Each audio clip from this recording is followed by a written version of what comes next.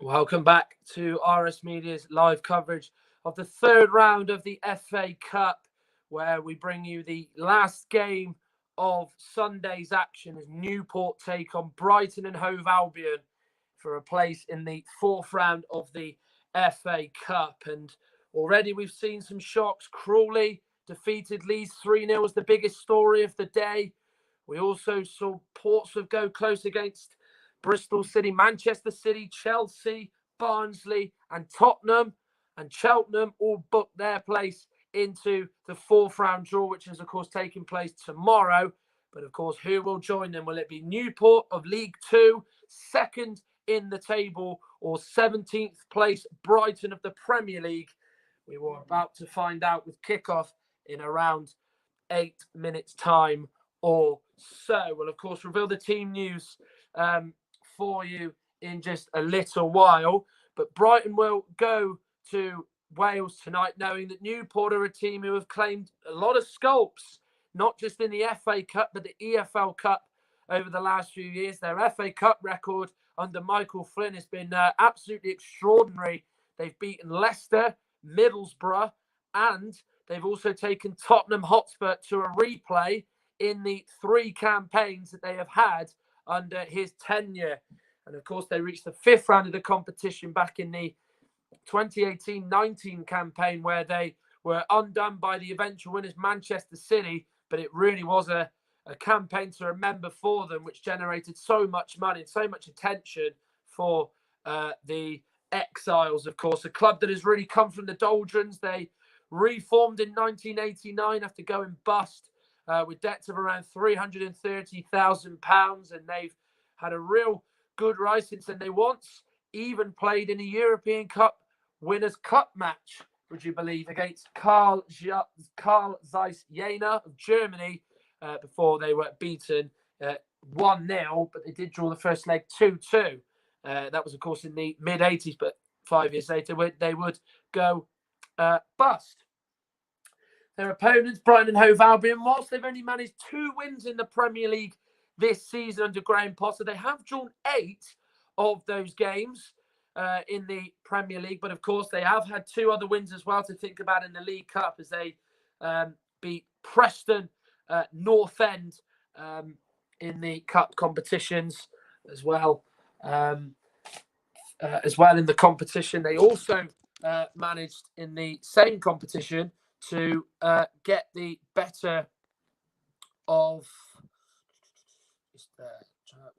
Let's find out. Well, see who in a minute. They did manage to beat as well. Of course, they were knocked out in the third round at that stage this year. But of course, they are a progressing team under Graham Potter.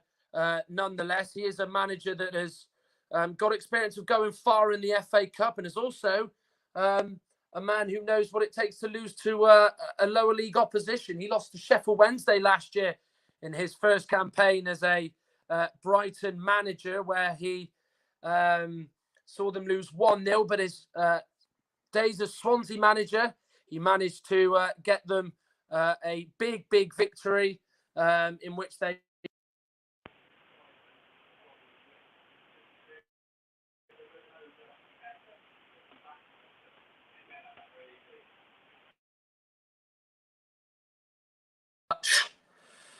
something that both of those sides share, the fact that they were beaten by the eventual winners, Manchester City. So as I said earlier, they did beat Preston, and also they did beat Portsmouth in the FA Cup, in the League Cup, which of course was the first round. And the hosts, Newport, were dealt a real blow this week when they managed to lose a couple of their loan players. Brandon Cooper went back to Swansea after a very successful spell. They also lost Scott Twine, who was very good on loan from Swindon Town. They have managed to be busy in the window. They have brought in 3 new players. Only one of them is eligible for tonight's match in Jack Evans. The other 2 players, Jake Scrimshaw, loan from Bournemouth, and Owen Windsor, have both played in the first round with Walsall and Grimsby, respectively. So it means that they are not allowed to compete and be a part of the Newport 20-man squad. Then, of course, they're allowed for tonight's game. They were showing pictures of the pitch beforehand, which, of course, Newport has taken quite a lot of pride on in the fact that they have done a lot of work on that in particular. But it really has let them down. They had a game against Exeter called off over the festive period due to a frozen pitch, and they're very much hoping that it doesn't cause them any issues. It hasn't tonight so far. But, of course, moving forward, they hope that with the weather as it is, of course, cold and potentially rainy, they don't hope that it's a case of it doesn't get frozen over or that it doesn't get wet any more. Of course, with them having to play catch-up as it is, they hope that the pitch will do them justice. A few of the Brighton players you can see just stretching out and just sort of having a chat amongst themselves, as we know. Of course, preparing for this big game that they're about to embark on. They will certainly hope that there's not a lack of complacency in and amongst the ranks. Being a Premier League side, they know that Newport's cup record is very, very good over the years, and they will hope that they don't fold, if you like, and come unstuck and be one of those teams that's got a shock. Leeds, of course, felt that from Crawley earlier on, and they hope that it's not the case here today. So both those sides now are coming out onto the field of play. Newport are just going through their paces here, just getting their muscles warmed up even more for this FA Cup encounter. And as they have come from the home team dressing rooms, Brighton have come not too far away themselves. If you think about where they are placed on the ground, they've almost come from where the away end usually is at Rodney Parade. Well, Newport make 4 changes to the team that drew with Crawley on Boxing Day. They haven't played for a total of 15 days. Tom King replaces Nick Townsend, who drops to the bench, who came off in that game against Crawley. David Long King, who was playing his football for St Albans, comes in place of Brandon Cooper. Robbie Wilmore, who won promotion with the Exiles in 2013 from the National League, comes in place of Scott Twine. And Tristan Abrams, out injured, is replaced by Podrick Ammond, a man who knows all about scoring against big sides in the FA Cup. Well, Brighton make 5 changes to their team that drew with Wolves 8 days ago. Jason Still makes his first appearance of the season in goal. Ben White, the number 3, spent a year on loan at Newport, playing 51 times under Michael Flynn's leadership. Alexis McAllister comes in place of Dan Byrne. Pascal Gross comes in place of Joel Veltman. Alireza Yahambakash replaces Leandro Trossard. And Andy Zakiri makes his full debut in place of Connolly, who is not involved today for the Seagulls. Well, on the benches for Newport, they include 41-year-old Kevin Ellison, who's one of the oldest ever players to have featured in the FA Cup throughout its history. Also on the bench as well as the young new signing Jack Evans. He is on the subs bench, a signing from Swansea. Well, there in your pictures, the head groundsman, who, of course, has to do the duties for the rugby side, Newport Gwent Dragons. Of course, it is a pitch that has had its problems over the last few years, but it certainly looks a lot better than what it has been over the last few years. But it is still a bit patchy, and you can see the marks for the rugby marks as well, and of course the taking of the knee, which has become a traditional thing before every match in England this season. And it's Brighton who get us underway.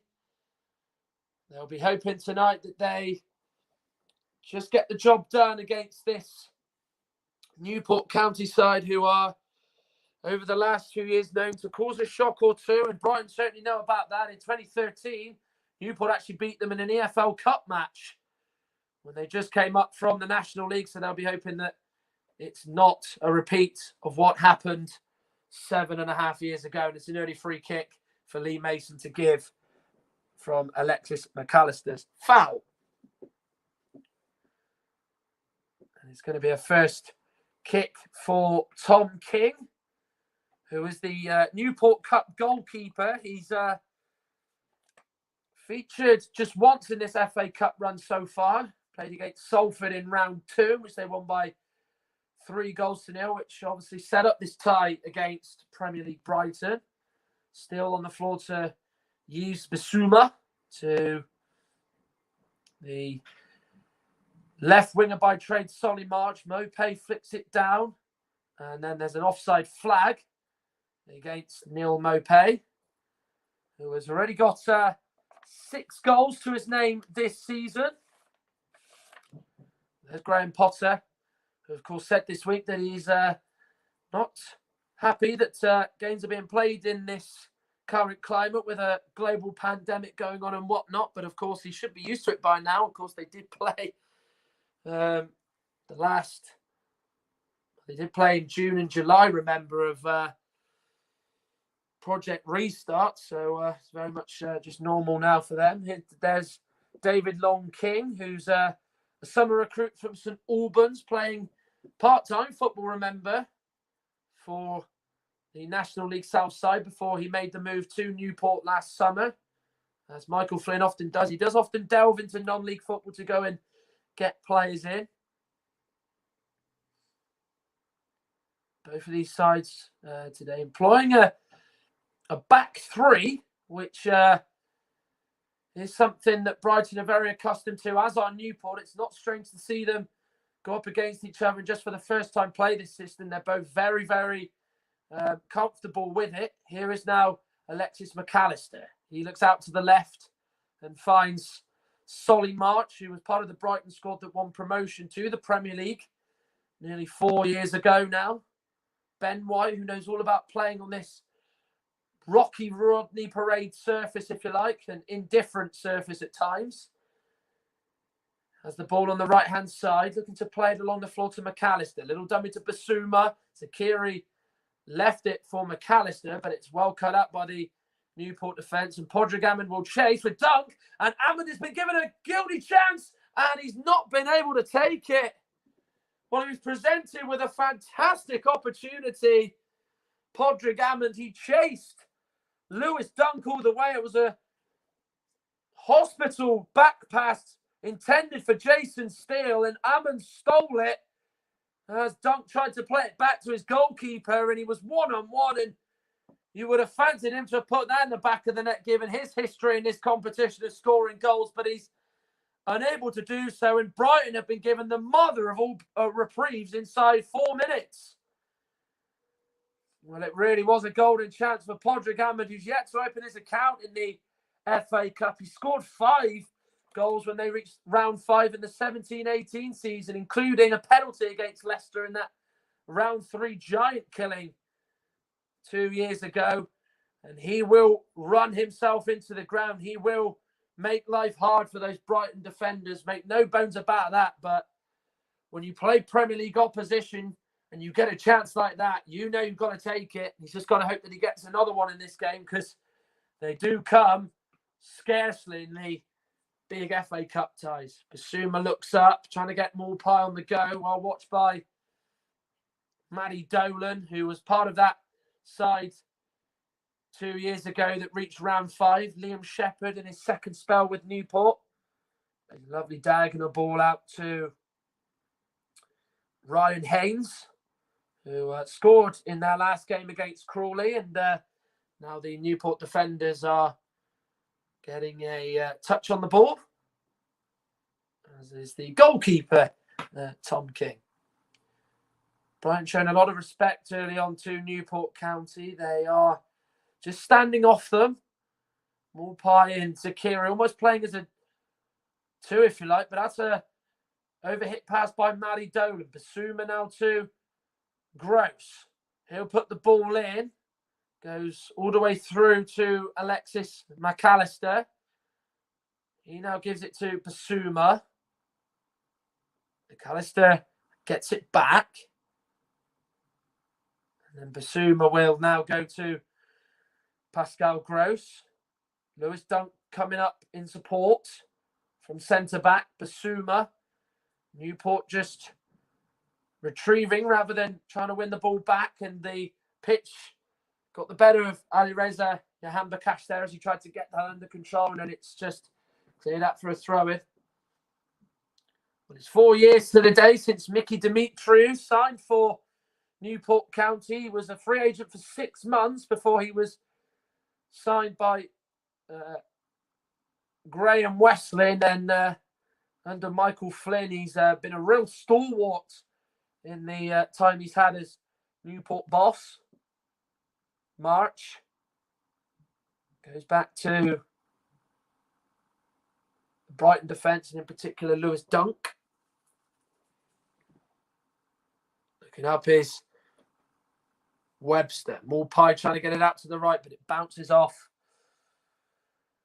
the Newport midfield, and there it goes. Akiri competing with Matty Dolan, and then it's hacked clear by Josh Sheehan, the captain, and Brighton at the moment retaining the ball well, but yet to really muster up a chance. Well, yeah, hopefully you think with them having the ball, they'll be able to create an opportunity fairly soon. Newport quite happy to just let them do that. They like to do that against the big sides. They're a very respectful side. I remember the Leicester game a few years ago where it was obviously a packed out Rodney Parade. They did just allow the Foxes a lot of the ball, and Leicester really couldn't quite break them down, and they were able to just sort of keep where they were. Ball in behind, intended for Zakiri is, well, Shepherd out of play by David Longer King, and it is now a goal kick for Newport County. Well, Podrick Hammond opened his body up to try and hit that into the far corner, and if anything, he's opened it up too much, and his manager knows what a big opportunity that was to get his side in front. Now, 32 years of age, has been around the block a little bit, the Irishman. Jahanbakhsh penalised for a foul on Ryan Haynes, and Newport have a free kick. There's Michael Flynn. He has had a good record, 87 wins in 208 games as Newport boss, which included, of course, when he arrived, them coming back from the dead, if you like. They were dead and buried when he arrived in League Two in the 16-17 season, and they recovered to stave off relegation with just a few games to go, including a last-minute winner from Mark O'Brien that preserved Newport's status. They were close 2 seasons ago to getting into League One, but fell at their playoff final hurdle when they were beaten by Tranmere in extra time. Ball is kept in by Ben White. Brighton, as we know, love to play from the back, something that Graham Potter has introduced more and more to this Brighton team, and they didn't really used to do it under Chris Hughton, where they used to play a back four, but they now have got a three of Webster, White and Dunk, who all do like to play with the ball. White trying to get it through to Mopay, well cut up by Dolan. Sheehan was fouled by Jahanbakhsh, and Newport get a free kick. Yeah, Josh Sheehan does well. He turns away from Jahanbakhsh. He has a little swipe at him there. I think it is just the foot that catches him potentially. It was only a little flick, but still nonetheless did catch him. It will be Dolan who will take. Looks up, and Webster wins the header for Brighton. Ryan Haynes, left wing back today. White to Jahanbakhsh. Now Bissouma plays it through to Mopay. Then Bissouma now gets it out wide to Alireza Jahanbakhsh, the Iranian. Looking to take on Dimitriou. He gets the cross in. Goes all the way through to Solly March inside Newport's box. March will put it back in. Way by Long King. And then hacked clear by Lewis Collins, the young academy graduate who played for Newport alongside his brother Aaron, who of course is now at Forest Green Rovers. Here is Bissouma. Now Dunk. Not the best of kicks by Steele, but Dunk gets it under control nicely and then just plays it forward to Bissouma, who's, by all accounts, been attracting attention from sides much better than Brighton. No disrespect to them, but he was touted as a player to be a future Manchester United player. He is a player that Graham Potter really does trust. Maybe a chance here for Brighton now. Yahambakash, good challenge by Josh Sheehan. They look like they're going to be having a good one-on-one battle between the pair of them. Away by Dolan. The Newport defence standing firm at the moment. As you can see, this ball is really bobbling in certain areas of the Rodney Parade pitch. Obviously, it won't help Newport County with the fact that the rugby side Newport Gwent Dragons play on it. And the pass from Robbie Wilmot is overhit and goes up for a Brighton throw.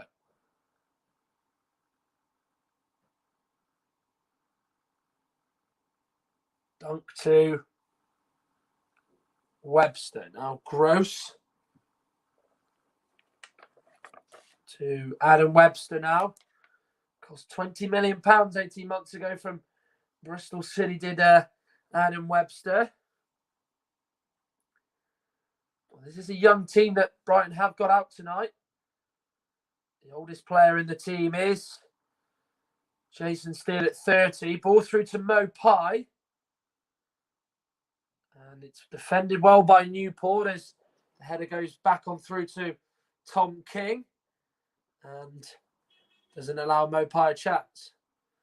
They've got to be careful because when he gets in the box, he is a real live wire. He's someone you've got to keep a close eye on throughout the match. And no doubt the three of Newport, you'd expect at least maybe at times two of the three centre-backs to double up on him and to just do their duties and stop him from getting chances on goal. March trying to take on the number 14 for Newport. And it's defended well. Wilmot competing with Collins. Gross to White. Basuma.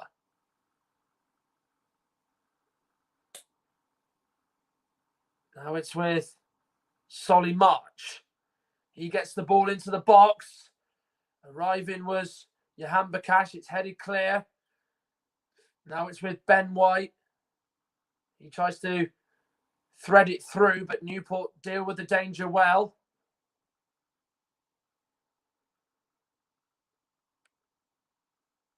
And it's a Newport throw. Just to say, actually, Jamie Devitt, as you can see there, the number 14 is on the pitch for Newport, in fact. And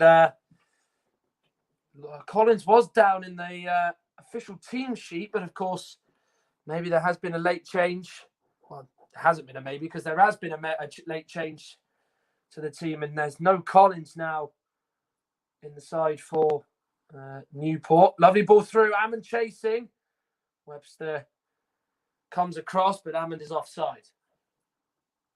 Flag up there by Mark Scholes.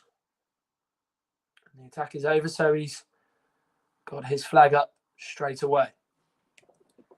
It's very interesting to see with Newport. They are very much sort of a 3-4-1 team when they defend. And so far in the first quarter of the game, you kind of see with Brighton that, yes, they do have the ball, but then when they do get closer towards Newport's box, they do just come back and just sort of defend and obviously not allow them the chance to work the ball in the box, which they so often do.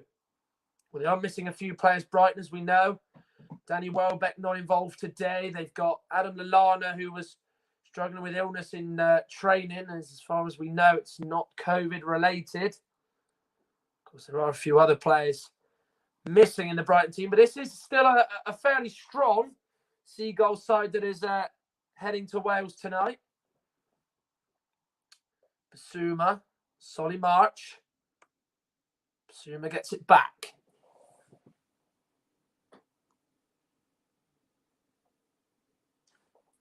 Here is Gross. Now Basuma driving through the heart of the Newport team. Zakiri tries to cross it in. Long King's arms were down by his side. Lee Mason says, carry on. Basuma gets it from Solly Marks and he strikes one. It was dipping, but no trouble for Tom King and the Newport goal. Well, he had a lot of room to shoot from. He must have been about 20, 25 yards out and he struck it. But unfortunately for him, it was straight into the path of Tom King. We'll be hoping that he gets shots like that all game.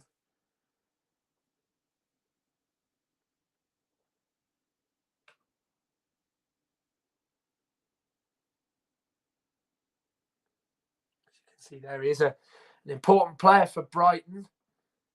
Third season now, signed for 15 million from Lille in France. And Ben White there getting his feet muddled up there as he tried to clear it. It sort of just bobbled up and hit him there. And then the ball does go out for a throw-in.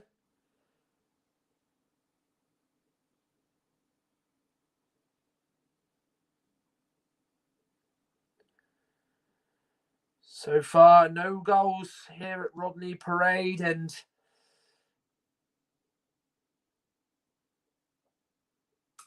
Newport doing well. And that one golden opportunity that Podrick Hammond had, he fluffed it. He'll be hoping that he gets a lot more chances like that as the game goes on. Newport throw. Basuma looked like he got the last touch on that, according to Lee Mason. So it goes the Exiles' way. Haven't really seen Newport yet have that spell of possession where they've just sort of kept the ball. We know that they do have the ability to do that. Their midfield is certainly a lot better at that than their defence. King's kick was not very good. And then the defender Long King was able to head that away. Shepherd dealing with it against Alexis McAllister. And good tussle between the two of them, which did see McAllister keep that in, but saw Shepherd bring the ball out. Good footwork by him as he's now fed it to Jamie Devitt. Kept in, is it by Ryan Haynes? Yes, it was. Ball goes in. It's one that sailed out for a goal kick from the Newport County left wing back. But he gets some approval from his manager, Michael Flynn, there. Well, Ben White thinks that ball's gone out of play and he just takes him on, and Ben White did really, really well. Didn't allow him a lot on the outside to put the ball in.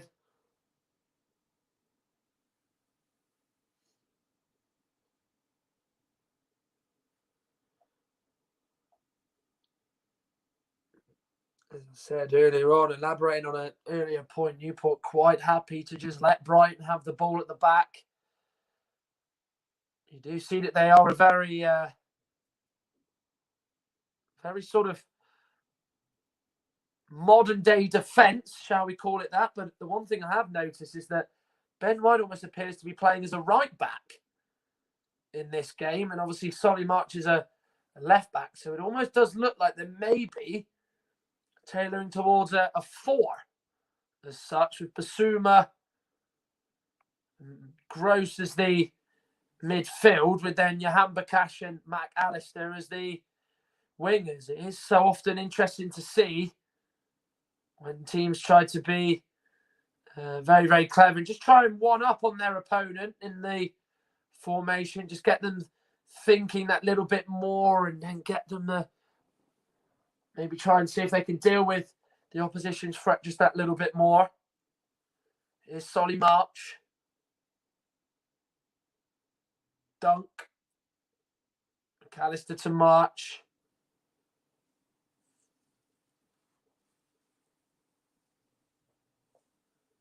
Now Ben White on the ball.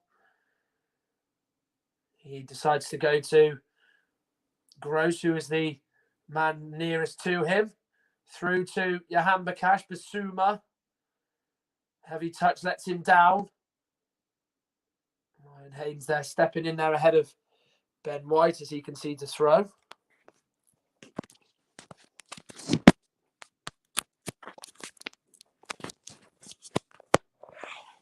The last touch has actually gone off Ben White, so it is a Newport County throw-in.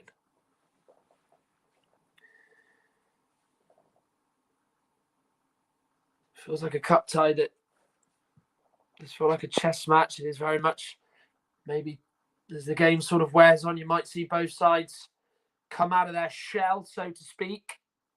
In this one, now it's with McAllister. And it's a Brighton throw. Yeah, good stepping in there by Liam Shepherd to deal with that there. Gross. On the floor on the edge of the box is Mope. Good flip between him and Sakiri. Newport get that away just about. Dolan's on the floor. He's taking a knock. I think they might just knock this out of play. Haynes was trying to clear it away, but he's cleared it straight to Ben White, and Brighton now have the ball back. Basuma. Gross is fouled. Basuma, free kick. Lee Mason does pull that one back. He was caught there by a Newport County player, and in particular Robbie Wilmot is the guilty party. Yeah, at least one on him late there.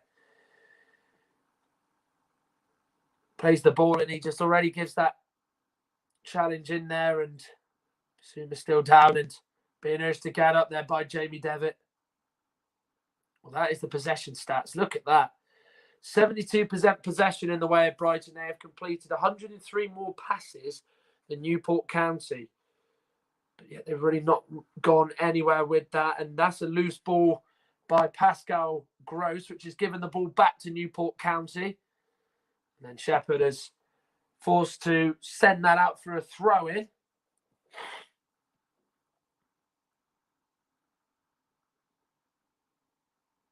But as you often like to know, the League Two sides, when they play Premier League teams, have to be astute at the back and have to be very, very wise and know what they're coming up against. And they've done well against Brighton so far.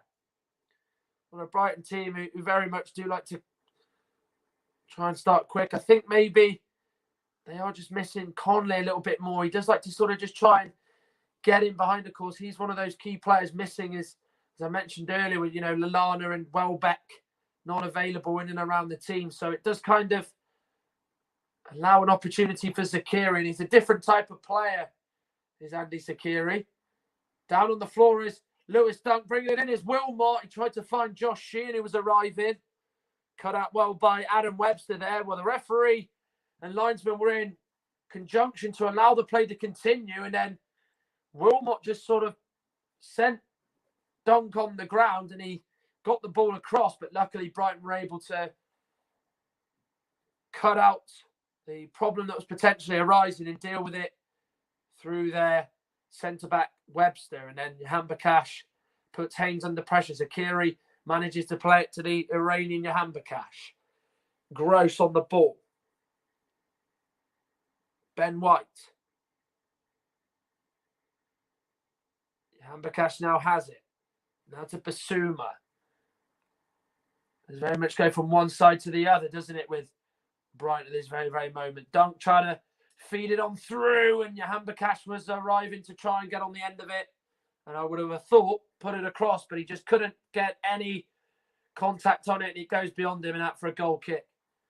Well, it's well played by Ryan Haynes. He tracked him well all the way. Tracked him on the inside, so it meant he just wasn't able to get that across. And that's really, really good defending. But one Brighton fan's got the right idea by watching the game in a tree. Newport's away end. It's quite an older, fashionable away end. This is a rugby ground, Rodney Parade. It is very much a rugby feel with the terraces like that. But of course, they did build a new state-of-the-art East Stand, known as the Bisley Stand. And they were sort of trying to be a more ambitious club and try and reach their goal of being a Football League club again, which they've certainly done. They've had a real good ride in the Football League and the cup competitions that have followed with that. So they are a club very much trying to be on the up, shall we say.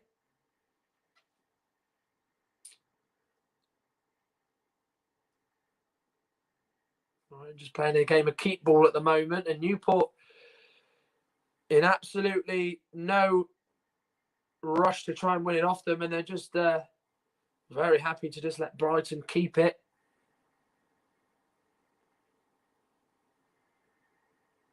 Everyone's showing for the ball here for Brighton. So Dunk is almost turning and twisting one way to the other to try and just see if someone wants it. He has to go back to Jason Steele. You would have thought one of the two, Basuma or Gross, would go straight for the ball just that little bit more. They're playing rather high up away from the defence, aren't they? And you're not really seeing one of the midfielders drop off and go and receive it. Ben White's on the march to try and get on the end of it, but it's got to flick off a Newport head. It is a Brighton throw.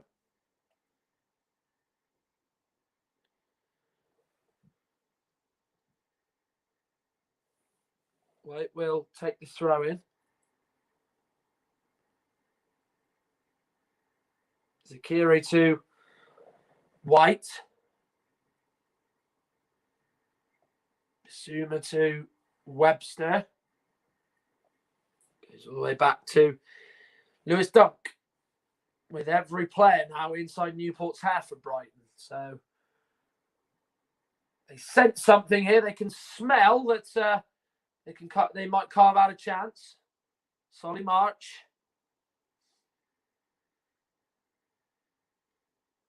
Gross. No run through the middle, is there, from Brighton at the moment? But coming short for it was Mopay. Yeah, Hambakash gets it across to Ben White. Chance to put it in. Puts it on the floor. He intended to do that, but it's bounced off and ricocheted off Ryan Haynes out for a Brighton corner. And they just get to that position and just slows it down. He's got to get that ball in there. Ben White, not delay it by a couple of seconds, touch and then put it in high. They've got a big man in.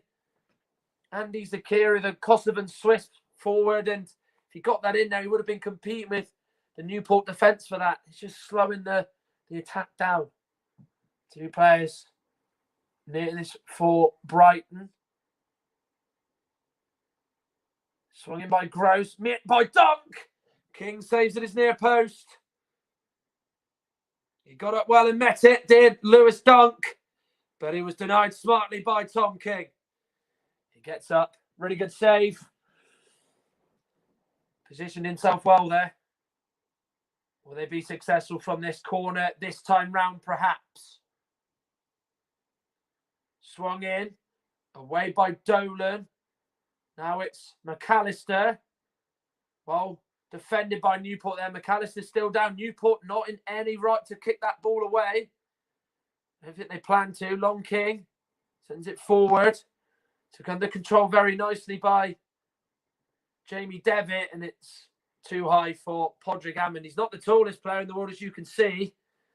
And they know that they can't play the ball onto his head. Instead, they've almost got to play it to him on his chest. Brighton come forward now with Solly March. Hambakash makes the run down the line. Sheehan's coming across to keep him quiet. He's very much on the task of man marking him tonight. The cross comes in and is away by Mickey Demetriou. Shepherd and March tussling between the two of them there, and it's Brighton who come away with it, but albeit have the ball inside their own half with now Yves Basuma.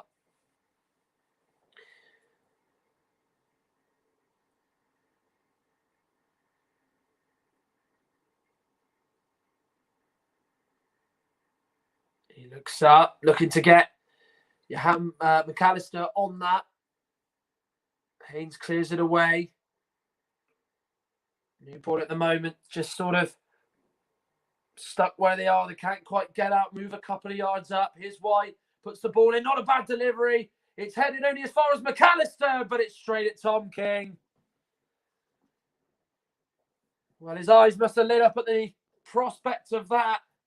It was headed away by the Newport defence, in particular by Matty Dolan, and it fell to McAllister. Good first touch, hit it on the half volley, went low, but it was straight at Tom King, and he might feel he could have done a little bit better there, but it's a shot on target, and it's one that forces Tom King to make a save, and that's his third one he's had to make tonight. It was a really good header away. You could just see how deep that defence was there and dealing with that cross. Dolan gets it away. It comes to McAllister. If he looked up even more, he would have seen that he's right in the middle of the goal, and he would have been able to have dealt with that. Well, he would have been able to have, hit that beyond him and gone right in the corner.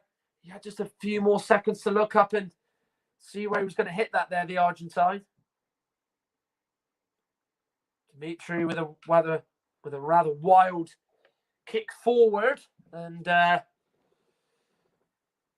goes back to Brighton's goalkeeper, Jason Steele.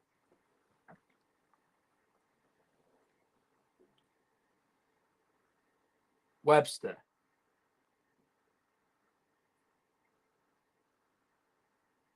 Out to Solly March. Got a bit of room to bring an infield and look up and pick out a pass. Bissouma. Clear by Matty Dolan. Now it's Pascal Gross. Dunk. Johan Bakash.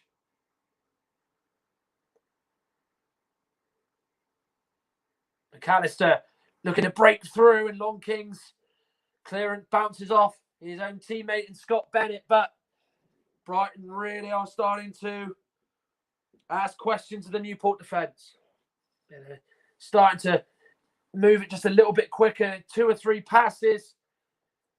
Less now as they try and go in search of that opening goal. There's Robbie Wilmot, who's gone down. He might have his evening cut short. Remember, tomorrow's Stockport are up against West Ham in the last of the third round ties for the weekend. Of course, there is still one to play in Southampton and Shrewsbury, but of course that will be rearranged at a later date. Robbie Wilmot will receive treatment here as they can probably at quite a good time organise the defence, in which Lewis Dunk has got close to scoring from a set piece.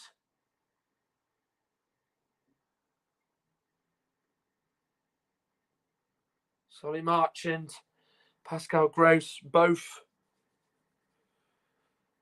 near this corner. Wilmot's going to go off for treatment. So Newport, a man light temporarily.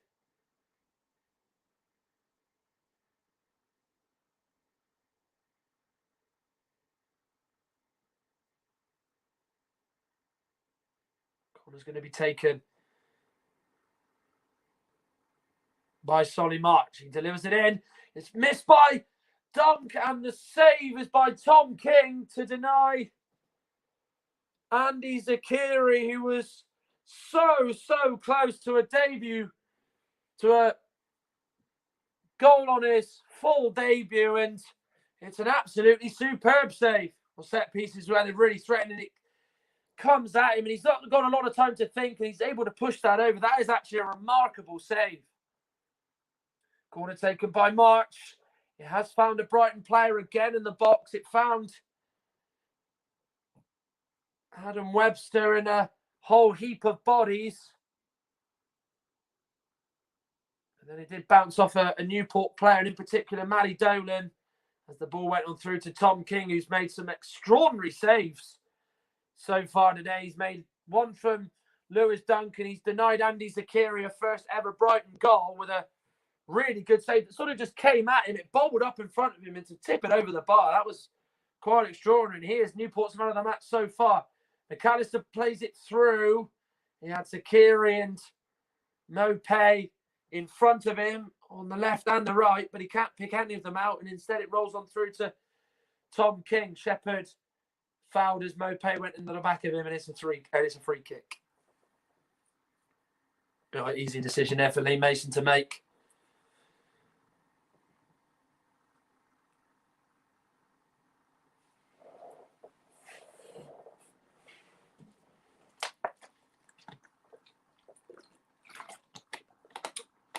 Captain Matty Dolan. Vice captain, sorry, Matty Dolan will go to take it.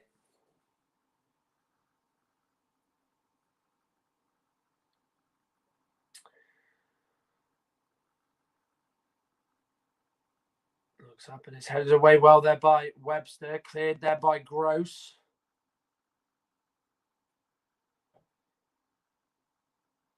Now was Jamie Devitt fouled? He seems to think so, but Lee Mason doesn't. And now Brighton come away with it. Here is Jahan Bakash.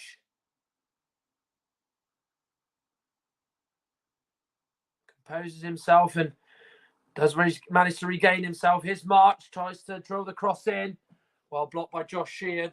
He came back in the nick of time. Good defending by Josh Sheehan. He's covered a lot of ground to help out his defence, the Newport captain, and came to Sonny March. It looked like it was going to go on through, and it was a really good block by Sheehan. Well, that's it for Robbie Wilmot. His game's done. He thought he had a few minutes and he'd be all right to run it off, but that's him done. And after 37 minutes, he's going to come off. So they're going to make a change. And Josh Labadie, who is actually Newport's captain, is going to come on. A player who's had a spell on the sidelines. He's had bad injuries to his name in his career previously, as the former West Brom Youth Academy graduate before he was let go. Bissouma, Dunk.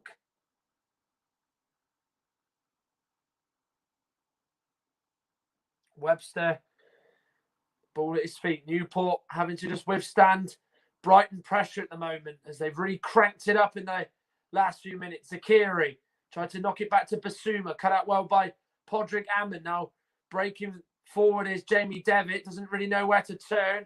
Instead, he does manage to play a pass to a amber shirt, and Shepherd fouled once again by a Brighton player and wins a free kick and takes the sting out of the game just even more.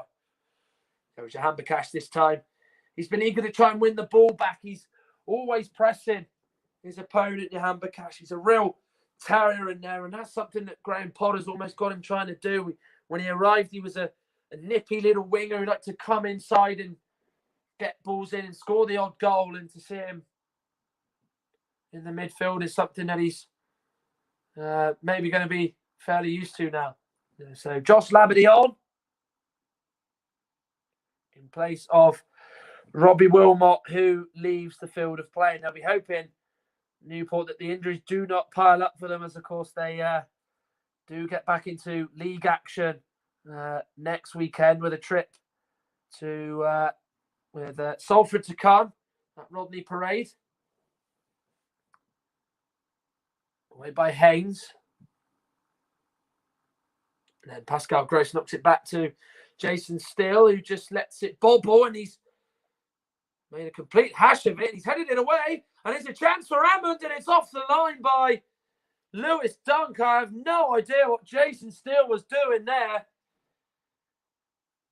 He just got a little bit too complacent, a little bit too arrogant, thought that it was going to just be sent clear, and he nearly gifted Newport a goal. But luckily for him, Lewis Dunk was there to clear it away, and then Neil Maupay is fouled. He was pulled down to the ground by Scott Bennett, and Brighton have got a free kick. Yeah, it was a real cynical foul there by Bennett. He was beaten for pace, pulls on his shirt. Easy decision for the the linesman to make right in front of him. Well, it's going to be Pascal Gross who's going to take this. As we know, he has got a good set-piece delivery on him. He's got notable targets in there of real great height to look out for, and Zakiri and Lewis Dunk.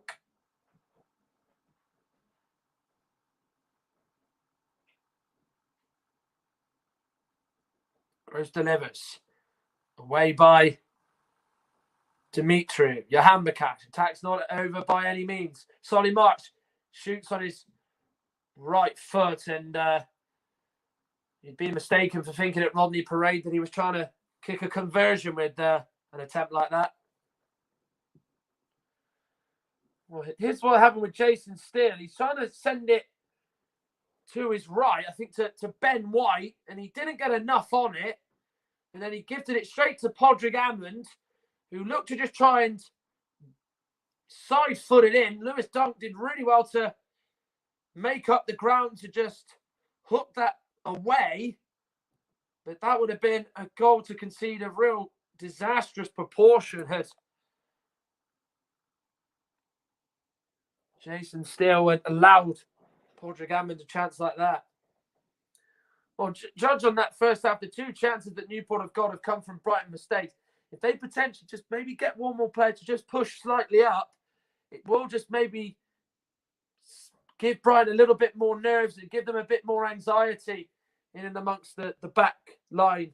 Because we've seen Dunk make a mistake. We saw Steele there make a real mess of a simple pass. So it is very possible that Newport could easily get another chance like that. Well, Hammond has been the one who's been chasing the Brighton defence. Not really had anyone else to help him alongside that. But with Wilmot going off, he could have been the other man to do so. But now with Josh Labadie coming on, he's almost filled in as a flat three alongside Bennett and Josh Sheehan. And Bennett is fouled. Free kick goes Newport's way. Yeah, Gross was trying to win the ball there, but he just comes in on the side of him. Bennett just thinks if I knock it away from him and as I see him come in, he's going to foul me. It was always going to be vital for Bennett. If he just got that touch there, he was always going to win a free kick, and that's exactly what he got. Matty Dolan is going to take this. Newport perhaps may get something from this. Who knows? Could really be coming off for them here. In by Dolan. Not a bad delivery. Attack isn't over yet. Here's Jos Labadie. In it goes. Easy take for Steele. Yeah, good take from Steele. And he rolls it out. Basuma manages to just get it away. But here's Shepherd. Maybe now it's Newport's turn to cause some trouble to Brighton here. Shepherd can't get around Pascal Gross. He defends that one well as he stands it up. Still, he'll just clear that one away. He'll not try and play out on this occasion. He'll just try and make sure that he doesn't have a repeat of his heart nearly going into his mouth. As it did there, heading into the final minute of the half, with it at 0-0.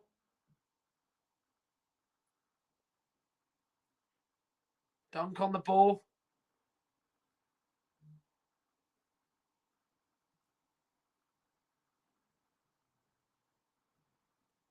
Basuma.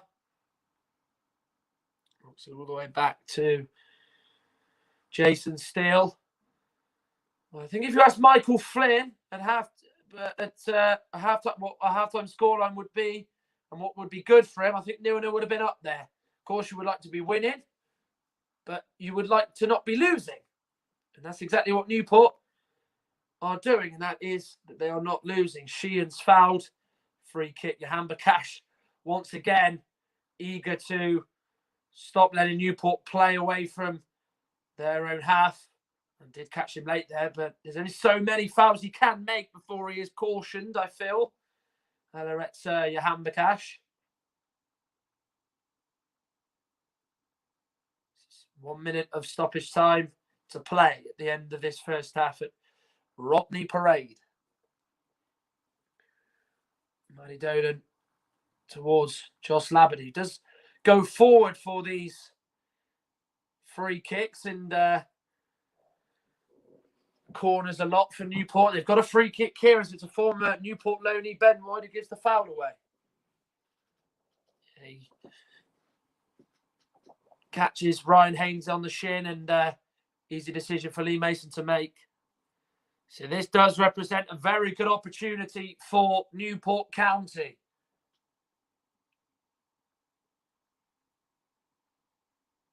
Michael Flynn does eventually turn round.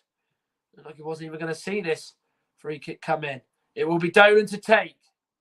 He delivers it in. Meeting it was Demetriou. Bit of a scramble in there. Brighton just about do enough, do they? Bennett tries to play it on through to Podrick Hammond, but getting it away was Ben White. Now it's with Zakiri. Lee Mason will now blow his whistle for half-time. So no goals here in Wales. 0-0 it is. Podrick Hammond's been the man who's had the best chances for Newport. Two of them, in fact, one cleared off the line and one put beyond Jason Still's goal. Graham Potter looking at the floor, thinking what he's going to say to his Brighton players. Lewis Dunk had a really good chance that saw his header saved by Tom King at his near post. Andy Zakiri also went close with a shot that Tom King did brilliantly to tip over the crossbar. But as the players trot off for half-time, it remains goalless. It is Newport 0, Brighton Hove Albion 0.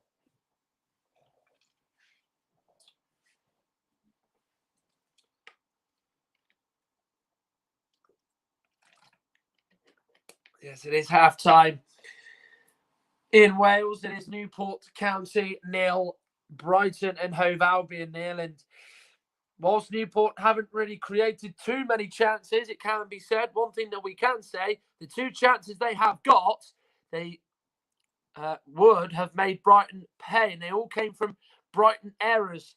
Of course, one of the chances was Podrick Hammond, where it looked like a simple pass was going to be made by Dunk to the goalkeeper.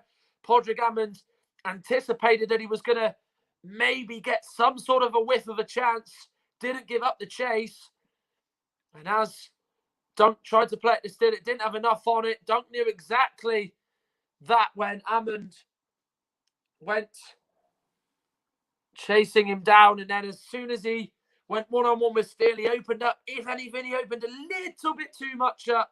Tried to bend it round the goalkeeper and hit it beyond the goal and beyond the post. And then after that, Brighton had a few good opportunities. We saw Yves Bissouma have one from distance that was easily saved by the goalkeeper, Tom King. Alexis McAllister also had a half volley inside the box, a cross in. So a header from the Newport defence, and it came to McAllister on the chest. You're thinking he's going to hit it in the corner, but he hit it straight at Tom King, and it was a pretty straightforward save for the Newport shot stopper. And then he's made two of his finest saves. He denied Lewis Dunk from a corner, brilliantly whipped in. Dunk got up highest, brilliant header, but at his near post, King was able to push it away and concede another corner. And then a few minutes later, he made a really good save. Brighton, who have looked threatening from set pieces, the ball got whipped into the box. It missed everybody. It went through to Andy Zakiri, a man who's yet to score for Brighton. He thought he'd hit the jackpot with a chance at goal, but his shot bounced right in front of Tom King, and he was able to push it over his crossbar, where he didn't have a lot of time to think about it. So a really good save from him, as he has been Newport's man of the match so far. And what's been a decent cup tie, certainly not the worst and certainly not the best we've seen, but one that certainly both sides, certainly Brighton, will feel they have a little bit more to give. But Newport holding their own, and very much a side who are known to have caused a few shocks or two in the FA Cup over the years. The FA Cup today, we also saw some easy wins for Premier League sides. Chelsea overcame Morecambe with a 4-0 win. Kai Havertz, Timo Werner, Callum Hudson-Odoi and Mason Mount were on the score sheet for Chelsea. They won by 4-0 in a game that was obviously covered on RS Media earlier by myself.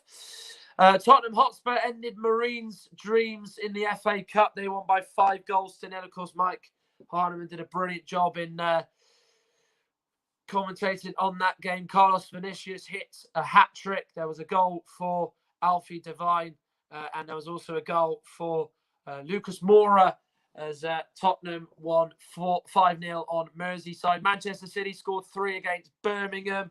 All their goals came in the first half. Bernardo Silva with 2, and Phil Foden scored to make it 3-0 to Manchester City. We'll get to the biggest shock of the day in just a minute. There was a win for Cheltenham Town. They beat Mansfield 2-1 in the All League 2 tie. It went to extra time with the score at 1-0, and then Will Boyle, the centre-back for Cheltenham, scored the goal in extra time to send them into the 4th round. Bristol City and Portsmouth was a 2-1 win for the Championship side. Bristol City, the Robins fly into round 4 after a late goal from Chris Martin, which proved to be the winner against League One Pompey. And Barnsley were 2-0 winners over Tranmere. An unhappy return to Oakwell for Keith Hill, with Miguel Alick and Corley Woodrow getting the goals for Barnsley that booked their passage into round 4. But of course, Crawley Town stole the show on FA Cup 3rd round Sunday, in which they beat Leeds United by 3 goals to 0. It was a Leeds United side that did have some changes, as you would have expected, but still did have some big name players playing. We did see the likes of Liam Cooper, Calvin Phillips, Yanni Alioski, Pablo Hernandez, Helder Costa and Rodrigo play, but it wasn't enough to stop Crawley getting a 3-0 win that saw them go into round 4 and arguably record their finest FA Cup moment. And of course, it coincides with the 10 years and the 10-year anniversary of when they beat Derby in the 3rd round of the FA Cup as a non-league side. So bit of a debate in terms of what's better, the shock they had, but certainly beating a Premier League side will feel just that little bit better instead of beating Derby of the Championship. But of course, it is 0-0 in this game. We did also see Robbie Wilmot depart. He got subbed off. It was an enforced change. He's pulled up with an injury. As Josh Labadie's come back on in his place, the Newport captain, who's also had a spell on the sidelines himself, believe it or not. So he, of course, came on. So Newport only able to now make 4 subs in normal time now. But of course, if it does go to extra time, they have a chance of a 6th sub in the game. Brighton, of course, if you look on their bench, it is a bench still full of decent players. Robert Sanchez, Bernardo, Joel Veltman, Davy Pröper, Leandro Trossard, Percy Tau, Max Sanders, Raider Cadra, and Teddy Jenks are the subs for them. 3 of their bench is academy graduates, and one of them actually is a name that you might not have heard of, Percy Tau, who is a South African who signed for Brighton 18 months ago. He had 2 loans in Belgium to try and make sure he secured a work permit. Brighton did get the good news that he was able to receive one. And of course, it has resulted in him now coming back from Anderlecht, the team that Vincent Kompany manages, and come and be involved in the Brighton first team. Well, here's the Amon chance. If you haven't had the chance to see it, what a lovely ball through to it. Well, it was a simple long ball. It looked like Duck was going to knock it back to the goalkeeper, and then Hammond saw what was going on the end of it, one-on-one, and put it beyond Jason Steele. What a golden chance that went to waste. And then they had this opportunity where Jason Steele tried to simply knock the ball to his right to Ben White, and then he made a real mess of it. Thought he'd done enough in heading it away, and then Hammond pressuring him, putting him under so much of it that he managed to carve out a chance. And as it looked like it was going to go into the goal and send the Newport bench celebrating, Lewis Dunk was there to deny him. And speak of the devil, Lewis Dunk had a header denied by Tom King where he could save at his near post. And then this was the best save that King has made in the entire first half. Missed by Dunk.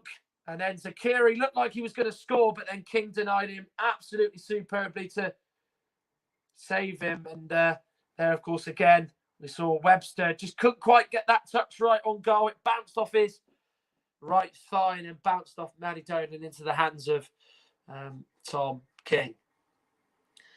Of course, it is still 0-0, as I said, in this game. Newport's bench includes the likes of Ryan Taylor, a man who's been in and around the leagues with the likes of Plymouth Argyle, Bristol City, Exeter City, Rotherham, and Oxford United to be particular. He's got a good CV of promotions as Ryan Taylor. Jamie Proctor, whose loan actually expires in 6 days' time. Jack Evans will be looking to make his Newport debut. He's just come back from a loan with Cypriot club Paphos. So he'll be, of course, looking to experience the Rodney Parade pitch, which is not the nicest of pitches to play on, shall we say. And Kevin Ellison there as well, 41 years of age, still going strong, a man who speaks so openly about his mental health issues, a real pioneer on that in football, and one of the oldest players to ever appear in the FA Cup. Could be coming on for an appearance this evening. Also there as well, Ash Baker, Kyle Hulkins back on the bench after a problem with his hamstring that forced him out for 3 months, and Nick Townsend, the goalkeeper, on there as well. So the second half is going to be upon us very, very shortly. As it stands, it's going to extra time. And Premier League teams had a bit of a mixed bag. Burnley, of course, were taken to extra time yesterday by MK Dons, and it went all the way to penalties before Burnley prevailed. Blackpool took West Brom to penalties. West Brom didn't have the same luck as Burnley's, as theirs was out, as Blackpool managed to beat them on penalties, with Chris Maxwell being the hero in the shootout there in the third round match at Bloomfield Road, which means they're in tomorrow's hat. The draw, of course, live 7 p.m. on BBC One. Of course, will be made just in time before Stockport play West Ham United as well. Also, other results in the FA Cup from Saturday, if you didn't know, it was Bournemouth 0, Millwall 2, Everton 2, Rotherham United 1, Luton Town 1, Reading 0, Norwich City 2, Coventry City 0, Nottingham Forest 1, Cardiff 0, Chorley 2, Derby 0. Real big result for Jamie Vermilio's men. The National League North side into the fourth round for the very first time in their history. Of course, they did their traditional singing of Adele, which is becoming real FA Cup folklore, and is becoming the real story of what's the most craziest of seasons in England, of course, in the FA Cup as well. Blackburn were beaten by Doncaster Rovers yesterday at Ewood Park. Blackpool, as I mentioned, and West Brom was 2-2. Doncaster Blackburn, by the way, was 1-0 to Doncaster. Bournemouth beat Oldham 4-1 in a game that, of course, was meant to be played at Boundary Park, but, of course, due to problems with the pitch, both sides agreed that it should be played at the Vitality Stadium, how it profited Bournemouth more than Oldham. Bristol Rovers were beaten 3-2 by Sheffield United in a performance where they performed admirably, but Sheffield United got their first win of the season. As I said, Burnley and Milton Keynes Dons was 1-0, but Burnley triumphed 4-3 on penalties. Struggling Sheffield Wednesday won 2-0 against Exeter at St James's Park. Queen's Park Rangers and Fulham went to extra time. It was 0-0 after 90 minutes before Fulham managed to win by 2-0 to stop it going to penalties. Stevenage and Swansea was a scoreline that saw Swansea prevail. They won by 2-0. Stoke and Leicester was a 4-0 scoreline for Leicester. They scored probably one of the goals of the round in James Justin's strike. If you haven't seen it and you do get a chance, do go and see it. It really is a wonderful goal. Wickham and Preston was 4-1 to Wickham. They're through to round 4. The holders, Arsenal, are through against Newcastle. They were took to extra time, but Emil Smith-Rowe and Bukayo Saka sealed the deal for Arsenal. Brentford beat Middlesbrough by 2-1. Huddersfield beat Plymouth Argyle 3-2. Plymouth beat Huddersfield 3-2 at the John Smith Stadium to put their place into round 4. Manchester United, not at their best, but got past Watford as they won by 1-0. Of course, in the other game, Southampton Shrewsbury was postponed due to Shrewsbury's camp having some positive COVID tests. But, of course, the last game of this Sunday in the FA Cup third round It is at the moment 0-0 between Newport and Brighton and Hove Albion. And I wonder when the manager, Graham Potter, will be tempted to go to the bench. He certainly does have options to choose from. Of course, they are missing players, the likes of Conley, Lallana and Welbeck, all sidelined, not on the bench today. They have got 3 youngsters in Max Sanders, Raider Cadra and Teddy Jenks to think about. Of course, there's also Percy Tau, who scored quite a few goals for Anderlecht this season, 4 and 14. Of course, Leandro Trossard as well. The Belgian, of course, could also come on at some point, potentially. But, of course, they do get the chance to make 5 subs. Whether they will or not will be anybody's guess. But we're almost ready to get back underway. Both sides are out onto the field of play. It does not look like there has been a sub made by either side, but of course, once the camera angle changes, we'll get a better reflection of that.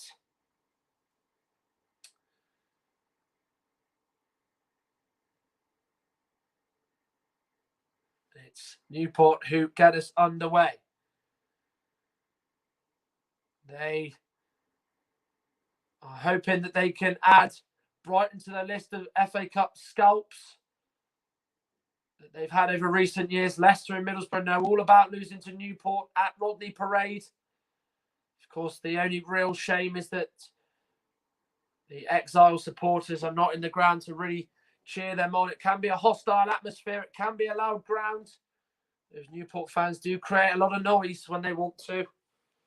Of course, with what is going on and the rules, football has to be played behind closed doors. Labadie competing with Solly March, both given as good as they got, but eventually, linesman Timothy Wood says that is a free kick for Newport, for Brighton and Hove Albion, and the Newport skipper Jos Labadie is going to be punished.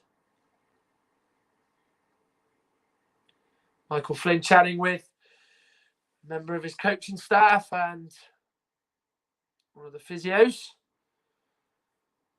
Robbie Wilmot, of course, did get subbed off. Team's at the bottom of your screen now. But it is a 3-4-3 formation with Labadie and Devitt up there, but they're almost going to be probably up there when they do try and use the flanks, try and use the height. And now it's with Devitt, Ryan Haynes. Tries to play it through to Josh Sheehan, but the attack is over for now, and Brighton are able to get it away. Going to go and drift away from Neil Mopay there. It just comes on through to Ryan Haynes, and it looked like Newport were going to really have a good opportunity. I think maybe, looking back, there was a real good opportunity for him to shoot and maybe try and test Jason Steele in the Brighton goal, but he obviously went against that and just thought he was going to try and work the ball into the box. Thrown by Dimitri, who does have a long throwing ability, does the Newport County number 28. There's Adam Webster, a man who is a former Football League player with the likes of Portsmouth and Ipswich. Has come up against Newport before in his playing career. But with the change in system, it's very interesting to see with Newport. I mean, Brighton are playing the back three, as we know, of White, Dunk and Webster. So they've almost gone with the three of, if you like, Devitt, Labadie and Hammond. Here is a chance for Devitt to shoot. It opens up for him, but it's a rather poor attempt by him, and he just doesn't get it on target. Well, they're starting to press a little bit more, not allowing Brighton any opportunity to just bring it out, and it comes to Jamie Devitt here, and he's got the space, he's got the chance to just try and hurt Jason Steele, and it's a rather tame effort and a real poor attempt from him.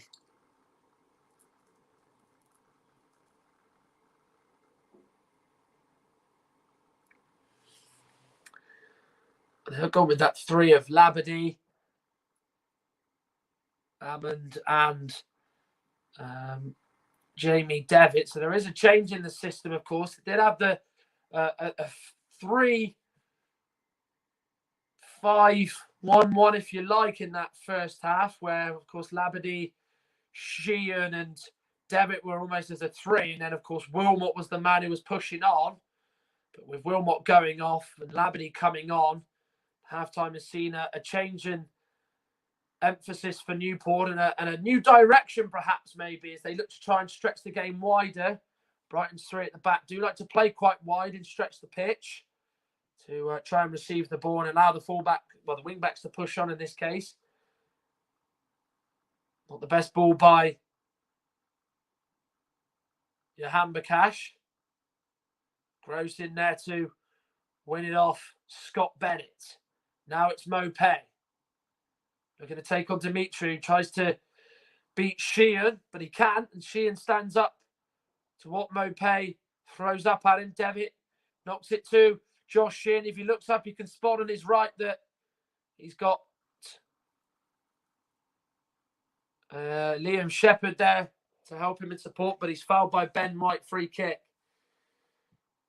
He maybe just delays it just a little bit more in trying to play it. I think he does try to win a free kick, actually, there, Josh Sheehan. It was Ben White that just gave him that little nudge in the back, but if he looked up and played that ball maybe 10 seconds earlier, Liam Shepherd, who was all alone really on that right-hand side, had a really good opportunity to just maybe put a ball in. Well, Matty Dolan is going to take this. He's going to expect his foot right through this and hope that he can find an amber shirt in there or some sort of flick on, just anything to try and help Newport create an attack.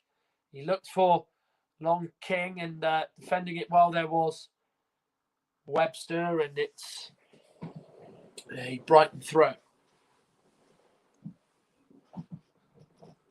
Ben White goes over the take.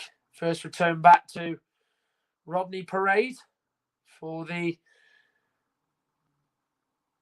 Brighton defender. Of course, had a really successful loans after a spell at Newport, at Peterborough and Leeds, which has really caught the attention of some Premier League clubs, including Chelsea and Liverpool, that have been touted to sign him. Leeds were desperate to bring him back on a permanent basis, but Brighton priced them out of a move, and instead they looked at other targets, which was probably one of their better bits of business this summer.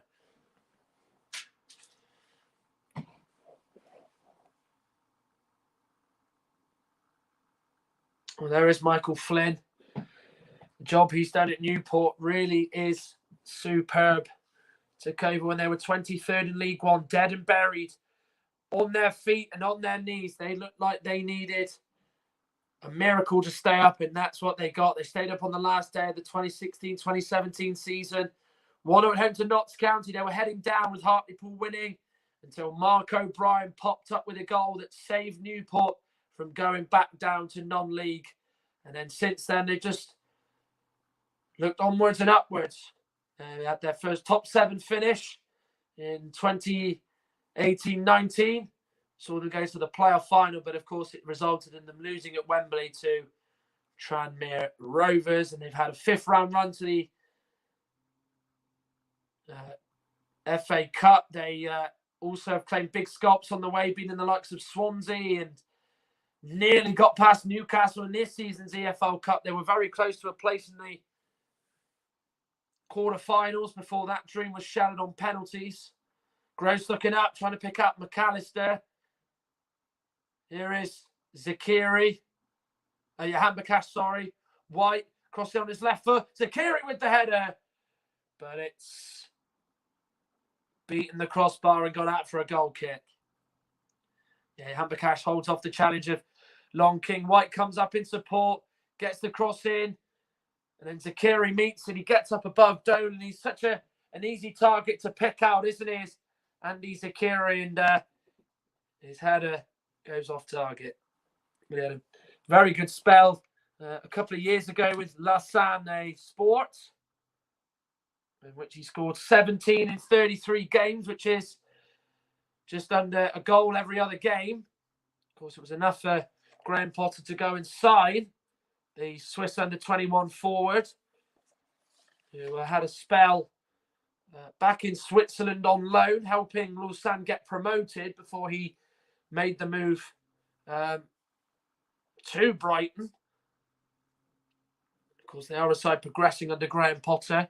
Here now come Newport with Scott Bennett, and he wins a throw-in. Second half, they're starting to maybe go. They're starting to go through the midfield a little bit more in the attacking section. I haven't really seen Haynes run forward as much. I haven't seen Shepherd at all in this game, sort of getting Brighton's half. And it's, I think, maybe where Bennett and possibly Sheehan really start to really make the move and be the outlet for Newport in trying to help the attackers. Dimitri with the long throw. Away by Webster, and it's going to go out for another throw-in. So again, another chance to put that long throw of his in the box.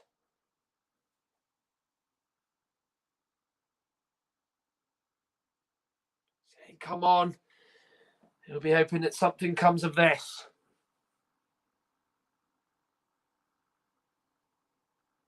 Throw goes in. Brighton just about, well, deal with that quite well, actually. Webster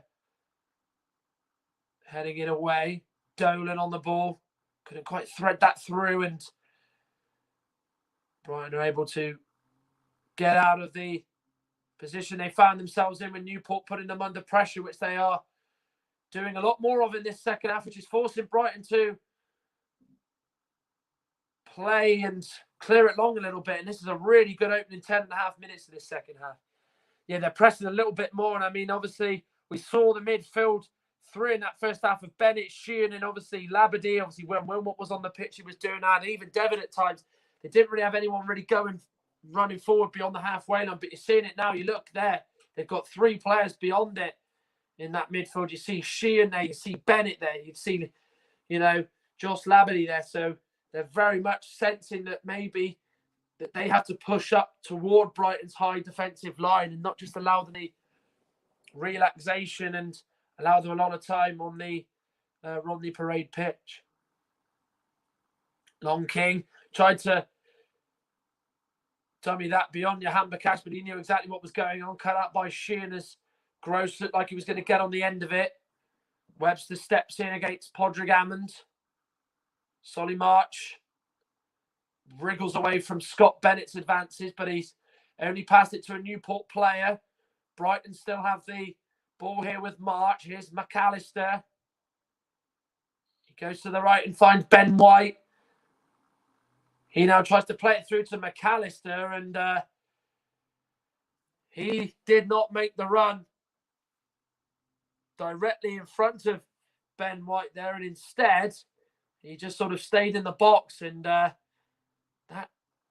feels like a real missed opportunity. Well, they're not on the same wavelength. I'm not really too sure what's happened there. There's just no communication. So White's obviously in his mind, he's made the decision up in his mind what he's going to do and play that ball down the line.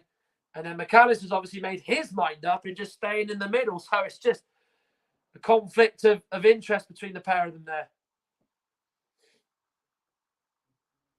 When will both be tempted to make a sub? Newport already have made one change. Josh Labadie, of course, was the man who came on. He replaced Robbie Wilmot, who went down with an injury. Of course, they do have 4 other subs that they can possibly make. That is the positive in the third round of the FA Cup. Ball goes on through to Shepherd. He looks up and gets the cross, and he could try and find Devitt, but he was nowhere near him, and it's run on through to Jason Steele, who takes it quickly, and it rolls on the floor to Johan Bakash. McAllister couldn't quite get the touch. I think he tried to flick it, in fact, to Neil Mopay, but no one was able to get any contact on it. Ball is found Podrick Hammond. Waits for the Newport cavalry to arrive. Haynes to Sheehan. Lovely ball out to Shepherd. Long King sends it forward. And then Dunk will nod that one easily back into the hands of Jason Steele.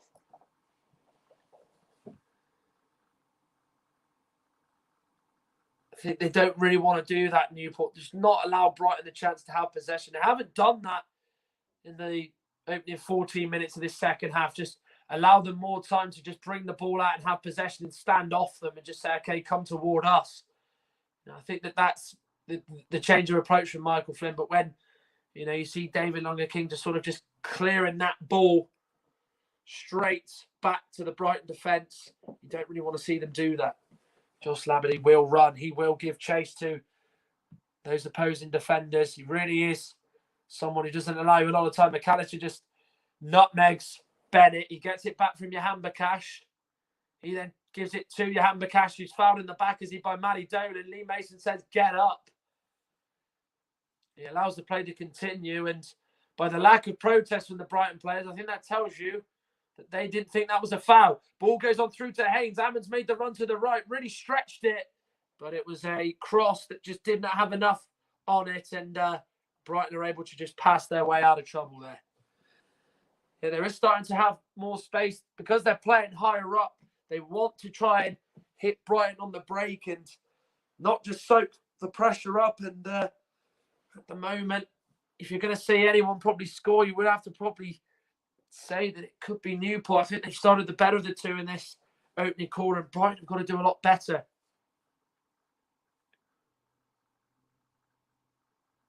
Dunk to Webster. We'll get it back.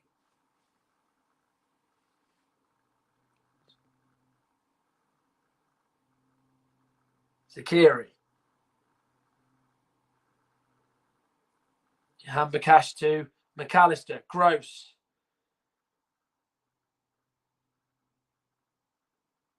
White. Gets away from Ryan Haynes. And White goes for goal. And has gone over the crossbar. When he went in alone, Ben White, and had a shot that was not bothering Tom King. He nutmegs Ryan Haynes, sends him on the deck. Really good attacking play from Ben White. He didn't see that there was anyone there he could really pick up with a pass or a cross. He just thought, I'm just going to go it alone and try my luck. And he struck it, but it was not the best of attempts. So Padraig Ammons' evening's done. He will be replaced by Ryan Taylor. He comes on for Newport County. And they're also making another change as well. Jamie Devitt will be replaced. And coming on for him will be Lewis Collins, who will come on. So quite interesting to see. It did actually say on the team sheet that he wasn't going to come on, but he is on now. And Brighton are also making a change. Trossard is on, and off goes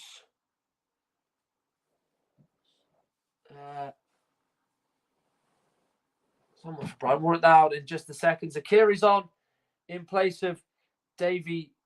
Zakiri's off. Davy Pröper on in his place. And Brighton make two changes there, as do Newport County make two changes there. So McAllister off for Trossard and Pröper on for Zakiri.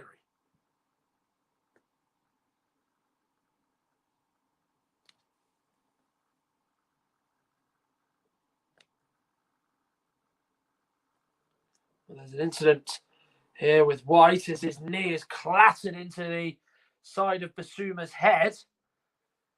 And Basuma's gone down and will now receive treatment as you would expect.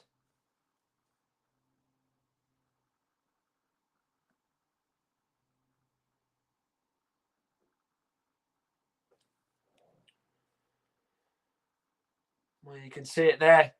Webster battling with Taylor and then just goes into the side of Basuma is not really in control of his jump there, Webster, as he just sort of just flies in. He's absolutely nowhere near it, completely misses it, and he's ended up with a hefty fall that sort of saw him land on the side of his back. Well, let's just hope that Basuma is okay. He is on his knees, but just taking a few short breaths. Well, he waited 17 minutes to go to the bench and make the change. Cheers.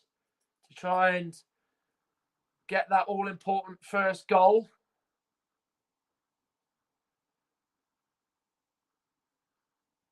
Of course, there is another game in the FA Cup to come tomorrow. Stockport entertain West Ham, with that one from Edgeley Park as the National League side entertain the Premier League side.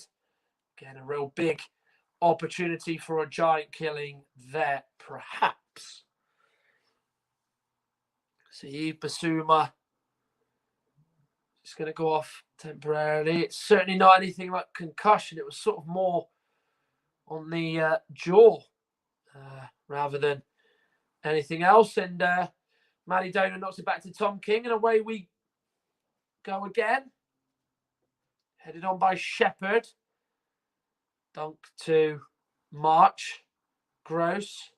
Purpose first pass is one that's given away to Liam Shepherd. Long King.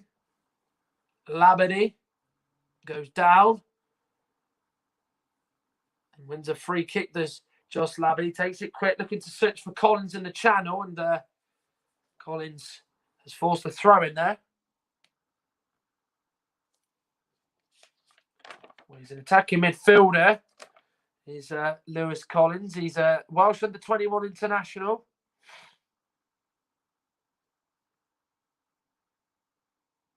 And with that throw in for Newport, you know what's coming. A long throw from Mickey Dimitriou. Away by Solly March, headed back in, away by the Brighton defence. Now Dolan, March, under pressure from Collins, but then they just managed to work their way out there, and now Brighton have it at the back now with Webster. Yeah, you'd expect with these changes, we'll see Proper try and get the ball down in a deeper capacity, come short. No one for Brighton's really done that this evening. And then you see for Trossard coming on in place of Zakiri, Mopé will go down the middle, and then Trossard will go out on the right. He's such a, well, on the left in this case, he's such a tricky winger. That means he'll go on the outside of his man. So Newport will just have to make sure that they show him on the inside on his weaker foot. Here is Trossard, the man in question. Good close control. Gets into the box, clips into the back post. Can't pick out a blue shirt. Mopé, though, keeps the attack alive. White lets it go back to Gross. Johan Bakash goes down, wins a free kick. Labadie went into the side of him, the captain. And the decision has gone against him, and Brighton have a free kick. He just goes into the side of him now. You do often see that players are nowadays really more clever and more wiser to try and win free kicks, and that certainly was a good example of that from Johan Bakash. Pascal Gross to take. Whips it in there. Not a bad delivery. Dunk made the connection, albeit on the side of his face. Here is now Johan Bakash. White. Gross. Gets it back. Does Ben White. Puts the ball in. Not a bad delivery. Mopé got it under control. Dunk goes down. Here's Proper wide. Well, he ran onto it, Davy Proper. Big chance for the Dutchman to get his first goal of the season, but he's put the shot wide. Good delivery in by Ben White. Went to Mopé. Heavy touch. Bounced off Dolan. Labadie and Dunk were both competing for it. I don't think that's a penalty by any means. They both sort of turned their back toward it. It came to Proper. Set up really nicely for him, but he just could not steer that into the net. What a big opportunity that was for him. And Percy Tau's going to become Brighton's new debutant. It will certainly feel like a new signing. A man who's had to play 18 months still in Belgium because of work permit issues for the South African. He was signed from Club Brugge, had a loan there and at Anderlecht before Brighton decided to recall him and, of course, be given the good news about the ability for him to play for the club. So the South African will come on, and the Brighton fans at home will get their first glimpse of their new player that a lot of them might not have seen before. Newport throw-in, which Ryan Haynes is going to go and take with 20.5 minutes to play of this FA Cup tie, and it still remains 0-0. And of course, the prospect of a replay, non-existent, has to be settled on the night. And as it stands, we're heading into extra time. Dimitri takes his throw in short. Brighton thought he was going to throw it long, and they got every man back for it. But ultimately, he went short with it. Haynes with the cross in, Purper away. And it's a Newport throw-in well away from the Brighton area of attack.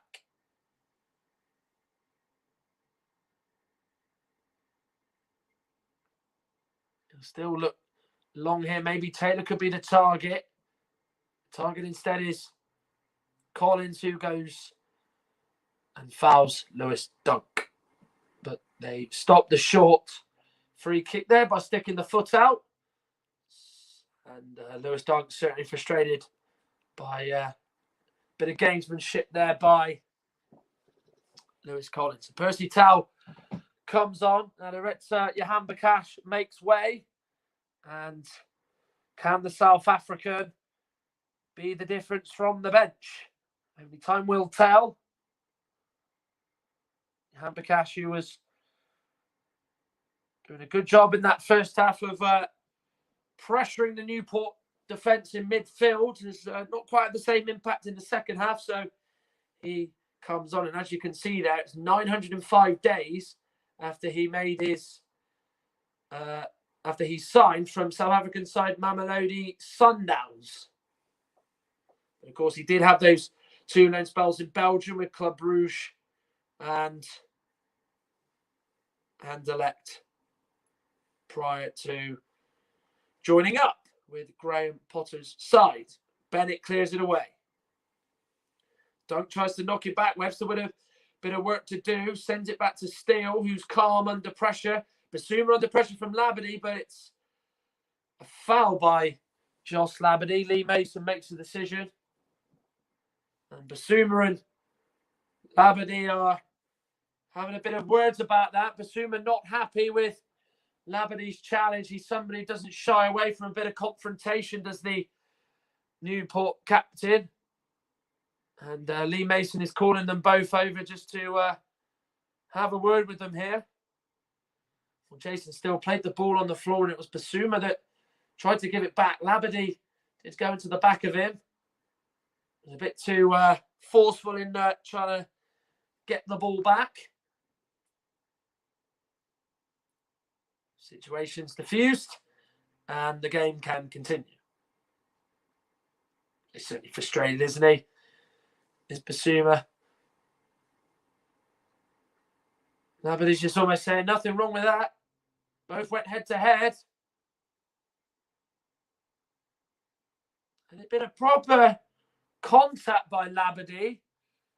He would have seen red. Quite luckily that he didn't.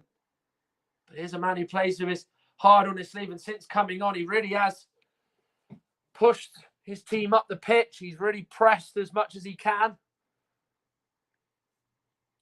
Ball out to the left, finds March. Trossard. Purper. Tried to find Percy Tau, but Sheehan cuts the supply lines out. Trossard. We haven't quite seen Brighton as we did in the first half. So far, the only real two chances of note in this half count to Ben White and Davy Pröper. Here's Solly March. Crosses in, and Tom King has to tip that one over. It looked like it was going to go at one point over the head of Tom King, but he was able to shuffle across to his near post and just tip that over. It was a cross that Solly March has almost hit too well, in fact. Was it a shot? Was it a cross? Only he will tell you, but it looked like a cross to me, but he tries to get it in, looks for the blue shirts in the box, but Tom King, of course, didn't want to be beat from there and had to tip that one over. Corner for Brighton. They threatened on a number of occasions from this. Delivered in. The last touches off a Brighton player. Ben White, the man who got the last touch, and it's a goal kick.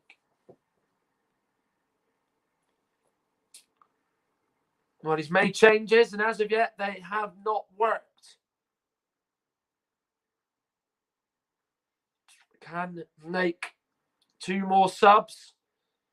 There's the attempts for you. The one shot on target that Newport have managed to their name is something that hopefully Michael Flynn will see change in the next few minutes or so. But with 15 minutes to go, it is still 0-0.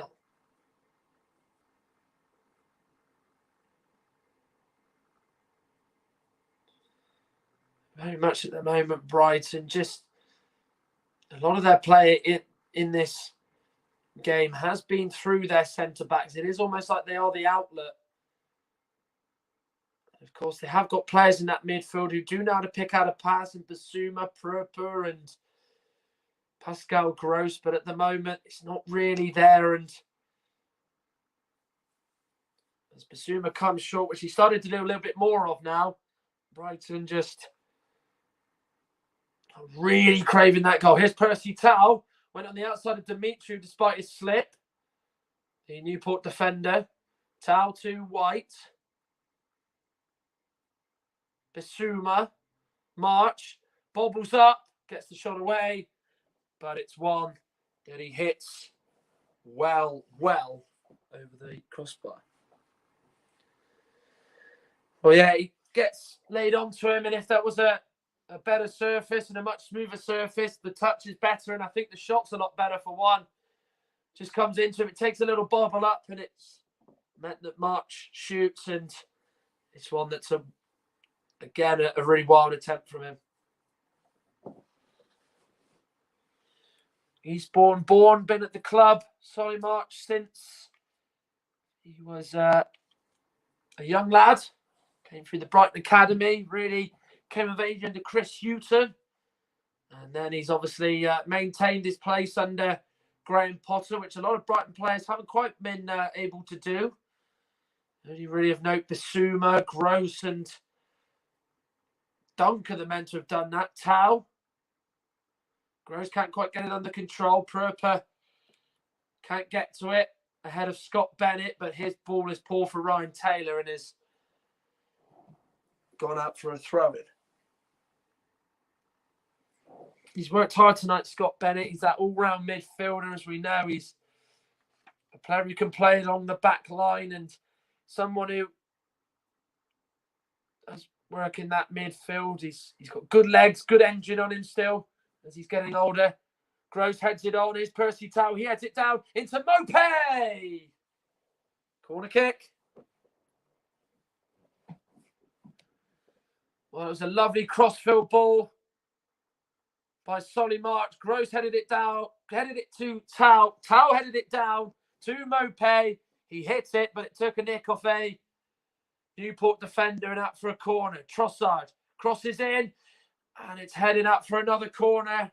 Real vital header by Dimitri. It was a real tantalising ball by Trossard.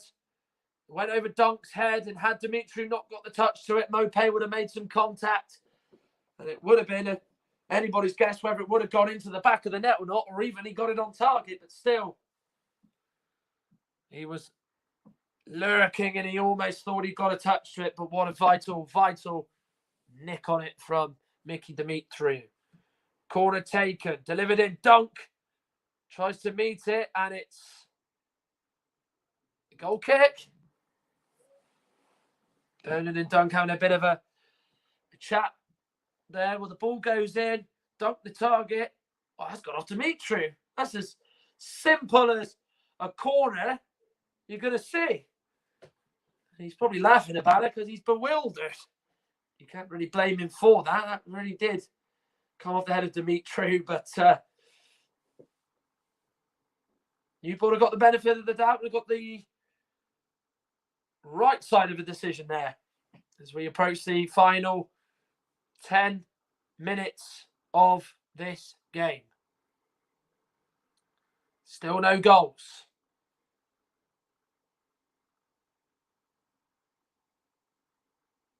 Jason still with the ball. Newport still managing to press, albeit through their midfield in Bennett and Joss Labadie, who are over 30 between the pair of them and really do work hard in this Newport team and really do epitomise what Michael Flynn's teams are all about. Bennett and Trossard competing against one another there. And Bennett is still going and he's gone a long, long way. He went down. Lee Mason waves it away as he has done for a lot of decisions in this game. Not the best clearance away, though. Only as far as Taylor. Here's Ryan Haynes. Gets in on his weaker right foot. And then well headed back there to Jason Steele. He rolls it out now to Pascal Gross. Tau is ahead of him. And he finds the South African. Trossard. Pröper. Solly March coming up in support. Pröper will get it back. On the floor it goes to Mope. Lovely dummy. Tried to get it back from Pascal Gross, but it was a short ball. And Newport are able to clear. Here is Collins nonetheless. Chases down his heavy touch. But the offside flag is raised against Lewis Collins. And Brighton will resume with a free kick here, which I expect they'll go short from. Well, he looks, Michael Flynn, he's trying to give us encouraging signs. He won't mind that it's still 0-0, I wouldn't expect. Tau, Mope, defended well enough by Newport as they're able to scramble it away. Here's Labadie. Out to the right with Collins. Labadie's going up there with him. Looks to find Taylor.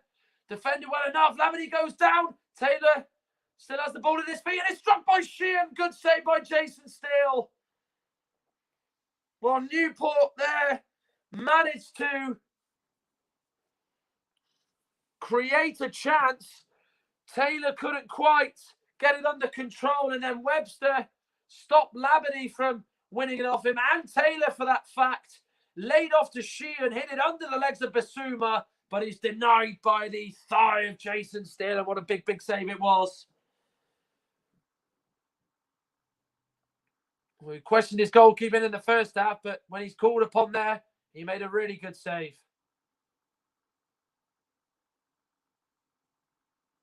Shepherd. Closed down well by two Brighton players. Paddy Dolan. Ryan Haynes.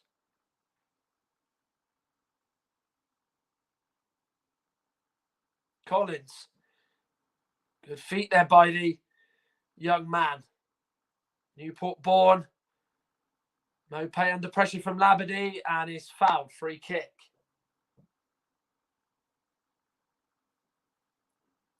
Still with the ball at his feet.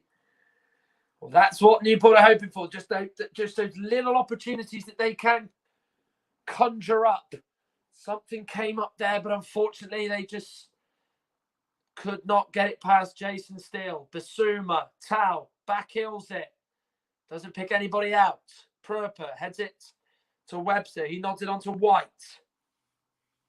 We're edging closer to extra time. 7 minutes left of the 90.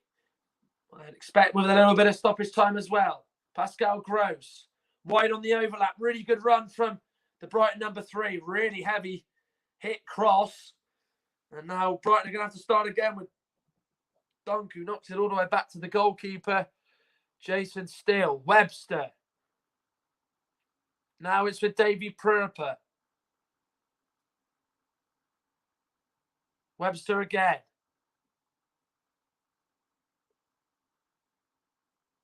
Pröper. Gross. Pröper. Bissouma. Lovely play. Newport do enough again. It looked like Brighton had just managed to sneak through with that lovely quick 1-2 touch pass in that they had worked around the edge of the box, but they were just unable to do so. Here's White. Newport starting to retreat now here. White into Tau. Might get the shot away. Percy Tau, he does. Tried to catch Tom King out, but he was having none of it. And denies the South African a first Brighton goal. Yeah, good ball by White into Tau on the floor. If he gets away from Dimitri, he knows he's got a shot at goal, and he did exactly that. But unfortunately for him, he didn't have a lot of an angle to aim for, and he had to go at the near post. And the shot was straightforward for Tom King. Well, for a man who's played 5 games all season, Tom King, he certainly hasn't looked like he's lacking sharpness or lacking anything today. He really has done a good job in the sticks, and a job that he should be quite proud about so far. Dimitri with the throw to Haynes. It goes off Tau, does it? Corner kick. I hope that they can get something from these opportunities. Set pieces, you always just fancy something from, and it's got to be a good delivery from Josh Shin. If he gets it away from Dunk, they've got a chance. He went low on the floor. Not the best clearance by Bissouma. Hit by Ryan Haynes. But over the bar it goes. Yeah, he hits it first time, the right thing to do. But unfortunately for him, it's on his weaker right foot. He went for the curler. He had the right intentions. Good effort there, but it was one that he just couldn't get right.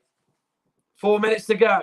Still 0-0 in this third round FA Cup tie between Newport of League Two and Brighton.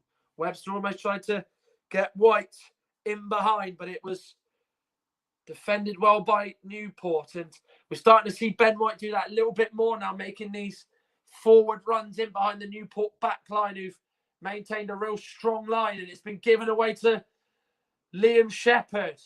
Can they go and nick it, the Exiles? But the ball to Collins is intercepted well by Brighton's defence, as now they can come forward again, perhaps. Gross to Davy Pröper. He'll look around and play it out to Ben White. And it's a heavy touch by White. He's going to keep it in. Yes, he is. But he's just slowed things down temporarily. But now he gives it back to the Dutchman Pröper, who came on, remember, for Alexis McAllister. We're just over an hour gone. Good ball in by March, taken by King, and he'll go down on the floor and take that in his hands.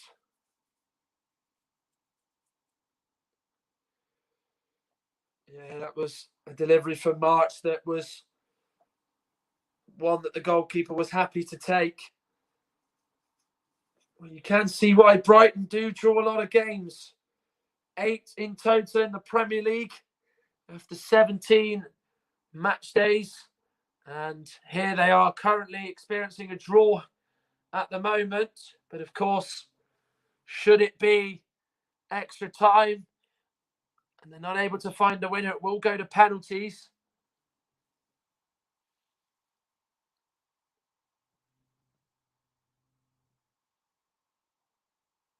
Looks like Newport are planning a change. Michael Flynn was calling someone back over there in the midst of his discussion with his assistant manager. Collins holding off Webster. Can he just get something here? Brighton throw. Oh, we thought it was going to be. It's actually gone Newport's way. That looked like to me Collins got the last touch.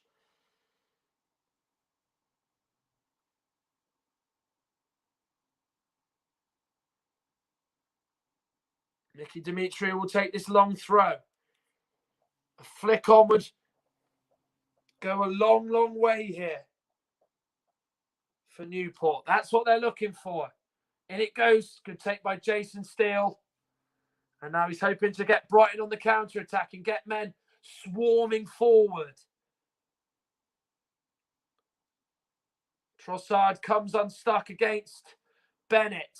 Labadie and Dunk going for it, but Dunk manages to just flick it away from Josh Labadie, who went in full steam ahead to try and win the ball off Dunk there, but it was clever defensive play. Taylor, challenged well by Percy Tau. Bissouma. Last 30 seconds of normal time. Gross, Tau. Solly March. Dunk. March. Mopé. Newport really working hard off the ball. Trossard on the floor to Pröper. Be heartbreaking if Brighton were to score now. March lines up, goes for the corner, and Brighton have scored. Oh, they've done it right at the end. It's Solly March. It's cruel on Newport. Tom King is finally beaten, and Brighton have scored just as we go into 4 minutes of additional time. And it's Solly March with the goal that may just send the Seagulls flying into round 4. You wait and wait and wait. And then Pröper just lines up to Solly March. He finally gets that one chance on his left foot and has hit it absolutely superbly into the goal. Curls it right in beyond Tom King. And Brighton look like they're going to nick it. They've huffed and puffed at times and wondered if they were going to get another good opportunity. They've got it here, and it's taken from Solly March. Real delight amongst the Brighton bench. And Solly March has the Seagulls marching on into round 4 as it stands. And that's his 3rd goal of the season as well. And Newport, who have beaten Leicester in the 3rd round of this competition only 2 years ago, look like they're going to be unable to cause another upset. Ball forward to Percy Tau. They can take on Ryan Haynes. White's on the outside of him. Decides against using him. Pascal Gross.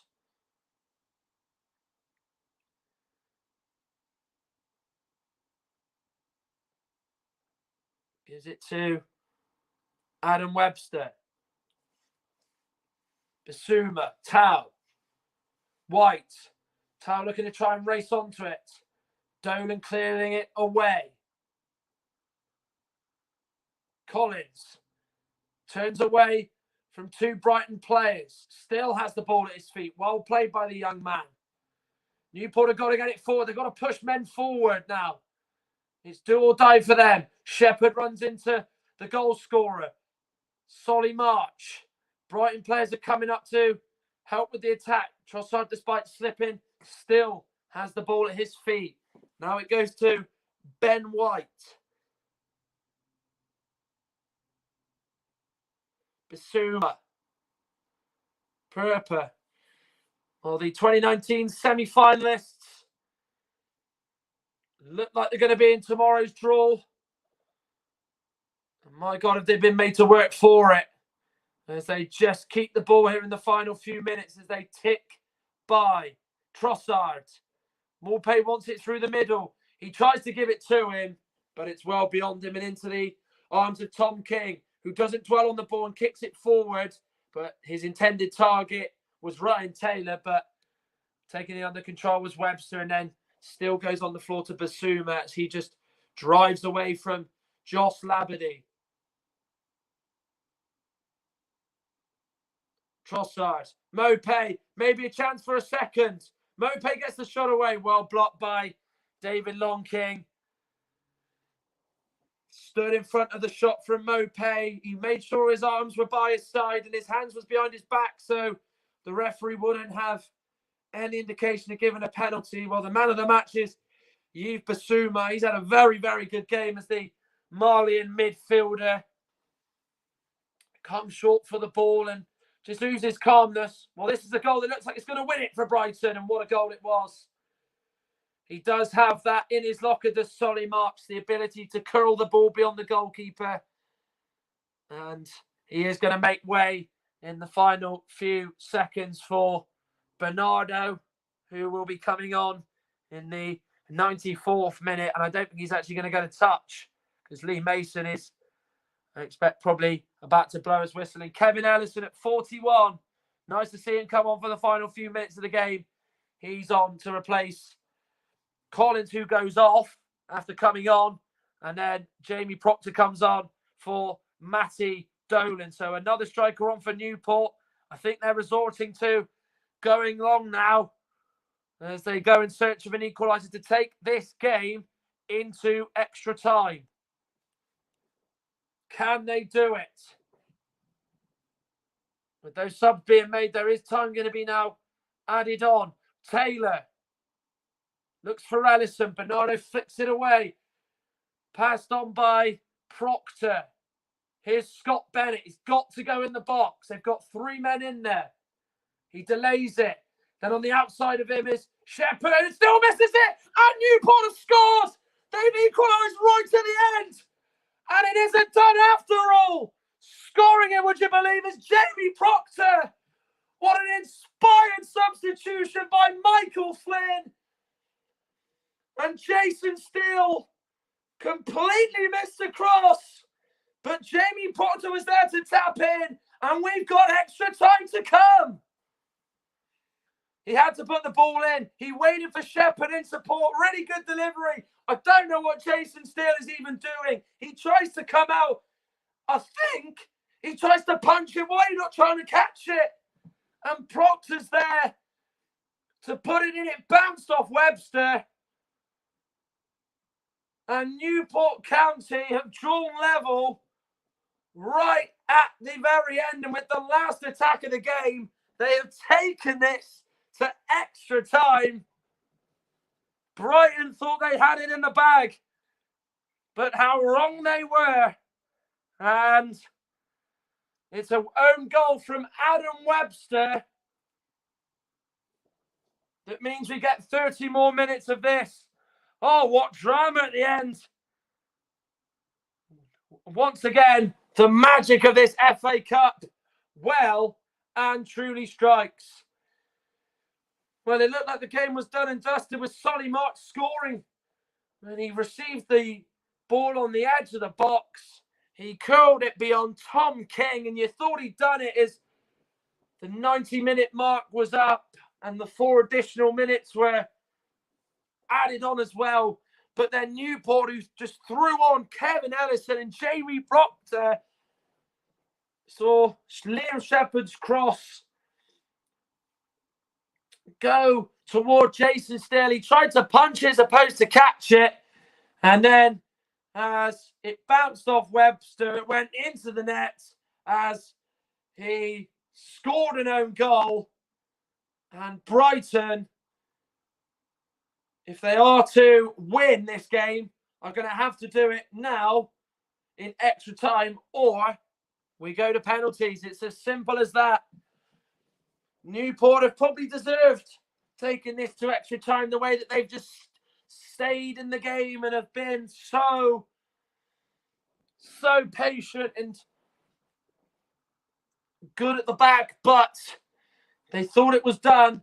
But their never say die attitude carries through those veins of those Newport players, and how they are thankful that Adam Webster's has put the ball in his own net, rather unbeknownst to him. And of course, this is now big for both these sides. It is extra time. Newport really hoping that they can just not lose it from here. They'd be happy to take this to penalties. Brighton, you'd think the mentality would be, we've got to do something else in extra time and hope that we can seal the deal from there and get the job done. But of course, should they not, we go to penalties. And Newport have made as well their 4 Quaidra subs. Taylor, Proctor, Collins on and off again. Labadie and Ellison on as well. And Brighton, of course, they brought on Percy Tau. They brought Bernardo on. They brought Trossard on. They brought Davy Prper on. It is a case now of which one from the bench they're going to bring on, or do they not even bother and just keep the players that they have on the pitch? But the magic of this competition really is striking again, and it is a competition that Newport under Michael Flynn just love to bits, don't they? So Lee Mason will blow the whistle for extra time.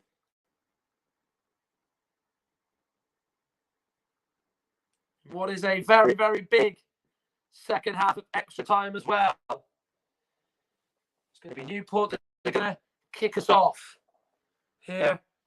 And away we go for extra time. It's been a game where both sides have given their all, but of course, they've got to give just a little bit more of what's left in the tank. And Shepherd with the missed kick as he kicks out for a throw-in. This is going to be important now. This is where the fatigue and the mindset really creeps in. You look at the players, especially for Brighton, the likes of, you look at your players here, your Dunks, your Websters, your Whites, those players, he plays a lot of minutes. You know, they could be really feeling the fatigue, the fresher ones, the preppers, players like that. They've got a little bit more left to give, so maybe they might, be relied upon in this instant. Here's Trossard. Overhit ball intended for Gross, out for a goal kick. And it's passes like that that's not going to help Brighton's case.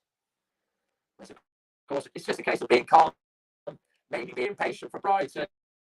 They had it in their hands and it's just gone from their grasp, isn't it?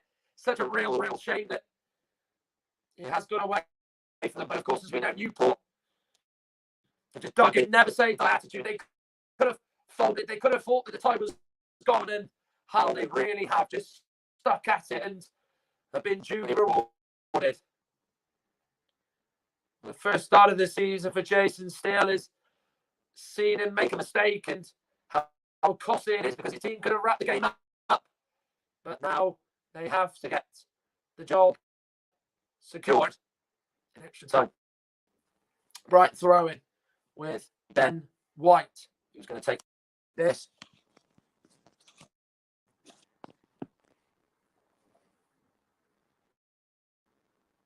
He now gives it to Trossard.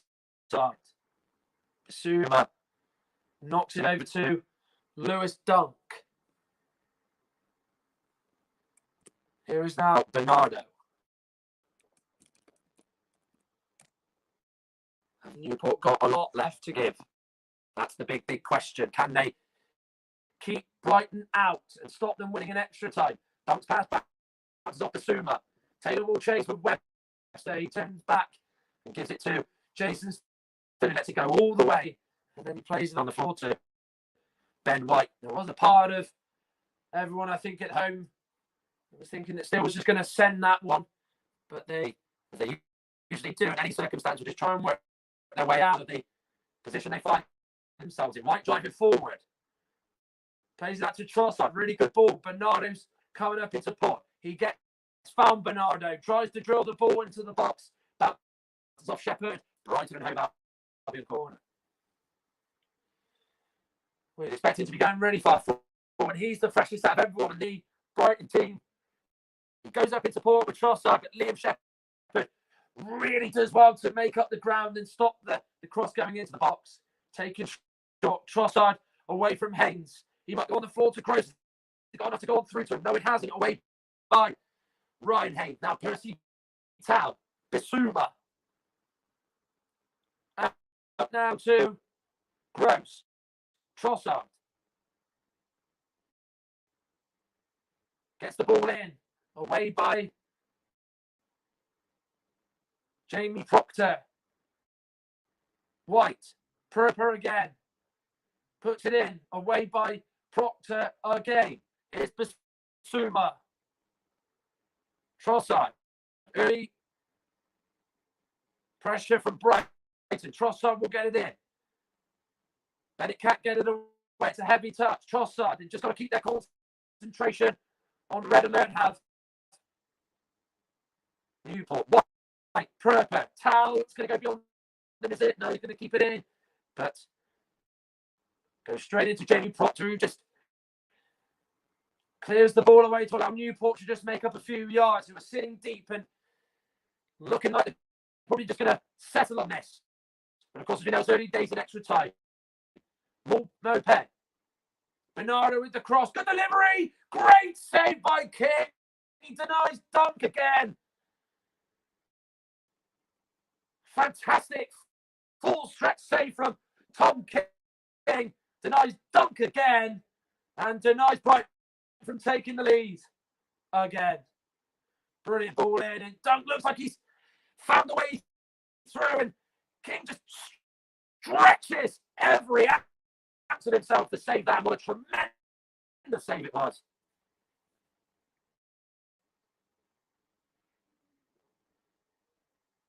Wide on the ball. To Webster. Difficult position, but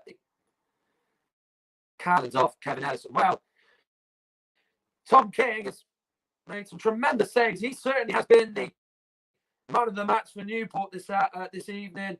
No doubt about that. Tonight, dunk twice.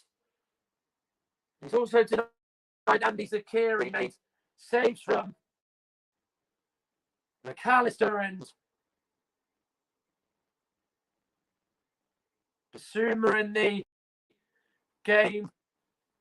He's made a fantastic save from Dunk to keep it here at 1-1 in Newport. I've got a free kick. Hollywood was a throw. Sorry, Hollywood dearly love to really cause an issue for the Brighton defence to think about. Dimitri's throws haven't quite been on the mark so far, but is that about to change? In goes the throw, away by White. Got underneath it very well. And then Dimitri could get the touch right now. Mopé, he's got Trossard in front of him. Trossard through, King comes out, and then King quickly off his line to send it clear. Taylor under control. Sheehan, but Taylor's offside. Yeah, it just was overhit by Mopé, and King's made a decision really, really quickly. He's going to come out, and he's just going to send that ball back into Brighton's half, and that's exactly what he did. It's Josh Labadie. You would have thought he's just come back from a few weeks out on the sidelines, and he wins a free kick. Bernardo into the back of him, as it allows a chance for Newport to put the ball in the box. They'll frustrate them, aren't they? Newport are certainly feeling their chances. They've got to try and play to their strengths. They know that Brighton are just going to try and hit them on the counter. They can't overcommit. They can't be too forward thinking. They've just got to find the right moment, and this might be this moment for them here. Ryan Hayes is going to take this on his left foot. He's gone over to take it. So is Liam Shepherd. Both the wing backs are consulting amongst one another what they're going to do from this. Hayes leaves it. Shepherd delivers it with his right foot. Pröper can get the header. Hit by Sheehan. Blocked by Dunk. Into play it goes, and then Sheehan knocks it back to King, who clears it, and he doesn't really get enough behind it. But it does sort of just stay in the air here.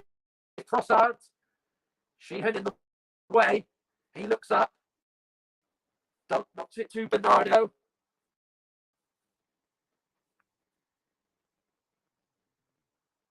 And then he can't pick anyone out in blue. Sheehan. Proctor. Labadie. Sheehan looking for the diagonal. And then it's over the head of Addison. Ben White will bring it away. Does superbly at that. Ball's a one that Pröper just about knocks away from. But the touch lets Mopé down. Maybe that might have been the pitch more than anything else. Here comes Brighton nonetheless. Trossard tries to get inside to Mopé in the box. Newport defend it well with Josh Sheehan, and they're happy to concede a corner. down the left-hand side for all of this first period of extra time, isn't it, from Brighton with Leandro Trossard. He's looking lively. He's the Belgian, and hopefully they can use it to full effect in extra time somehow. In by Gross. To the back post it goes. And it was too much curve on it for the German. And Webster is not able to sneak round the back to put it back in play. And it's gone out for a goal kick.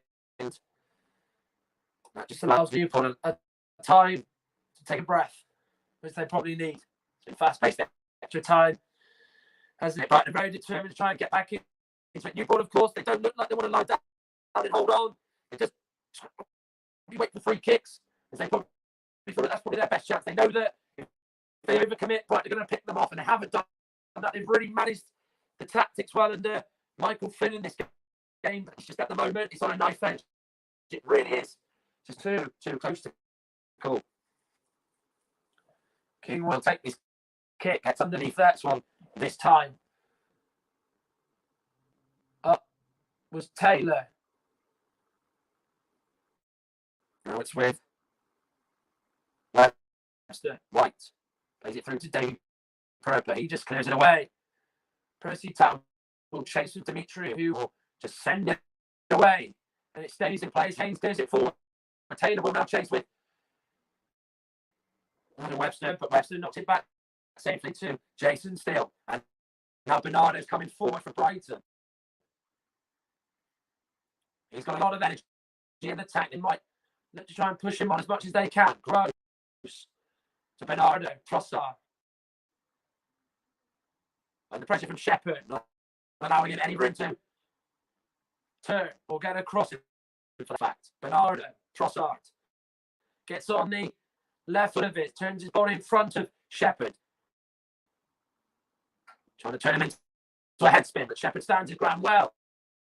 Here's now Lewis Dunk. He's going to line this one up and shoots. Inside net and it goes. Yeah, he just sort of scuffed his foot along the floor there, didn't he? Lewis Dunk King just had to make sure that he was across to his near post, but he just fancies it here, Lewis Dunk, and I'll probably don't give him a lot. Well, he deserves a little bit more credit than what he's got. He just went for it. It dipped at the vital moment, but unfortunately for him, it dipped into the side netting. Brighton last year were beaten by Sheffield Wednesday in round 3 from the Championship, which was a shock of its own. This would be a high-profile shock if Newport were to dump them out of the cup. And as it stands, the League Two side, who sits second in England's 4th tier, are doing a grand job of holding the Seagulls, who were just seconds away from replacing the 4th round until a no goal from Adam Webster has denied them that. But here they come now, though. Trossard in the Newport box, crosses it in. Labadie with the head. Trossard getting under control. He goes down under the challenge of Labadie. Probably just threw himself to the ground more than anything else. And now, here he is again, the Belgian, Basuma.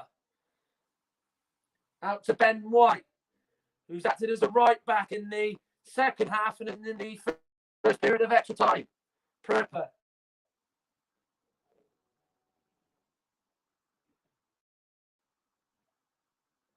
Gross. No run through the middle from Brighton, so he just had to resort to just going back. That's probably what's been a real problem for them. That's where Comedy's been really missed today. Here is White. Tries to find Percy Tau. Too much on it. And through to Tom King. He will just lie down with the ball close to his chest as he just looks to try and take some seconds in the sting out of the game.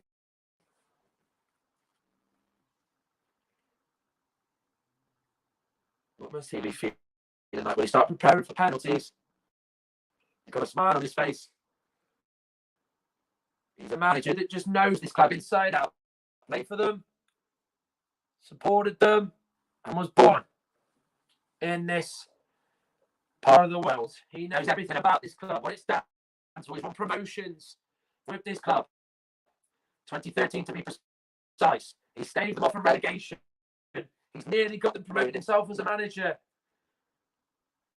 He really is one of the hottest properties in football management. Is Michael Flynn and his allegiance and loyalty to Newport can't be understated in any way, shape, or form.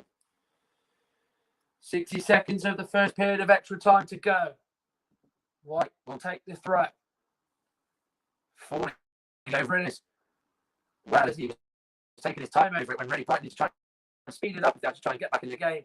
To Bernardo. He's got Trossard, he's got Gross and Tal to look for. He played Trossard down the line, who has stayed on side. Good defending there by Proctor, but Bernardo nicks it off him. Trossard just can't get the shot away. Newport stand their ground well. Bernardo now knocks it to Adam Webster. Newport just got to hold on. In by Gross. Trossard with the header. Mopay coming in to attack it on King. Able to knock it back to his goalkeeper. And not enough Mopay to get a header on. Got the flags a penny away from Tim Woods. And that is the end of extra time as well. Their first period of it anyway. Oh, Lewis Dunk thought he'd found a route to goal, but he was denied again by Tom King. He really won't be sending him any Christmas cards anytime soon because he's been him and Brighton's nemesis at the moment. It's half time in extra time. It is Newport 1, Brighton 1. As we are prepared for another 15 minutes of extra time. And of course, they're just getting the instructions from the managers, a chance for the players to get some energy into their legs. Well, this was the goal from Solly Marks, the match winner, we thought. Marks with the crowning effort that beat Tom King. It was just like a flash for the goalkeeper. He just had no way of seeing it. His sight was blocked. And in it went. And then Shepherd's cross still went to punch it, completely missed it, made a real mess of it. And then Webster, who was unable to react in time, saw the ball just cannon off his chest and go into the net for 1-1.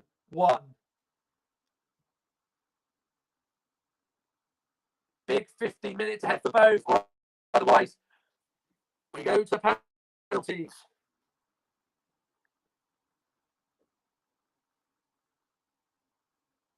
It really has been a fascinating cup tie. The usual ingredients to go with it, as both these sides have played their role. You feel, especially Newport, the case for them is they would be delighted if it went to penalty. But Brighton hope that it doesn't come to that. We get no goal here. We go to penalties. Will we get one, or will it go to the lottery of it? It's a cup tie that really has had its spice. It's two sides who've really pushed at each other.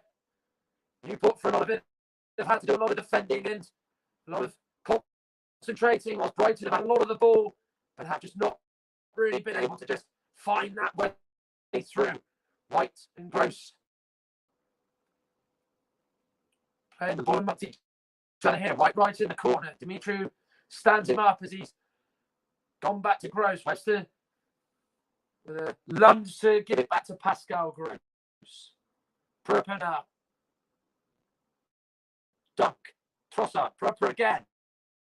Makes the run through the middle. Good feet to give it to Bernardo.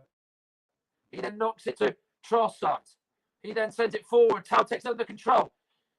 Bernardo leaves it. Comes from White. Decides to get shooting. It does now. After the extra touch. But it's defended well by Newport County. Gross will put it in. Sheehan will just send that one clear. Good control by Taylor, but Webster does well in defending it in. We'll now knock it to Bernardo. He then plays it to Trossard. King clears it away. Still, we're into the 107th minute nearly, and still no Brighton players really made that run down beyond the Newport defence through the middle. And you've got to say, Mopé's usually so good at that, but he's just unable to do it at the moment. And it hasn't changed from the first half when it was very, very evident to see. Proctor sends White tumbling to the ground. And just stretches his legs just to stop the crowd from creaking in. Brighton make another change. Joel Veltman on for Ben White. His evening is done. So Veltman on, the man who was part of the Ajax side that reached the Champions League semi-finals a few years ago. Experienced heartbreak in the last minute courtesy of Lucas Moura and Tottenham. Whereas the here and the now, he's experienced heartache with Brighton in terms of them being seconds away from the fourth round in normal time until Adam Webster's own goal took it to extra time. Bernardo. Trossard. Peripper. Here is Joel Veltman. Maupay was in that little bit of space through the middle, but he doesn't find him. Peripper looks for Tau, but it's cut up by Josh Sheehan, who's practically just sat on the edge of the box. In the second period of extra time, Long King just clears it away. The tiredness is maybe starting to come into play for these Newport players, especially on the defensive side, where Long King, Shepherd, Demetriou and Haynes are still on the pitch and have played the full duration, if you like. Proctor wins a free kick as Basuma pulls his shirt, and that's good for Newport as it's allowing them a chance to just breathe again. That's what they're looking to do, just take the sting out of it. He gets the fist bump from Kevin Ellison. That is what Michael Finnan wanted, especially from his strikers. You look at your Jamie Proctor, he's got experience, 28 years of age. He's a target man. He'll look to just try and hold the ball up as much as he can. Just try to just get Newport free kicks and just get them up the pitch and just be in no particular rush to take it. Away by Veltman. Ellison flicks it on. Basuma takes 2 touches to clear it. Demetriou heading it away. It's Maupay though. Trying to throw it through to Tau. Nearly able to find him, but it runs on through to Tom King, who dives on the ball. It looked like for a minute it's going to sneak on through to Percy Tau. But Maupay, the idea was there, and that's what you want to see from Brighton. You've seen enough of it, as I alluded to earlier. Run through the middle, beyond the defence, to get one-on-one with Tom King, who's not even a single one-on-one to save in this game. Labadie. Cleared away by Webster. Throw it to Newport County with 10 minutes of extra time to go.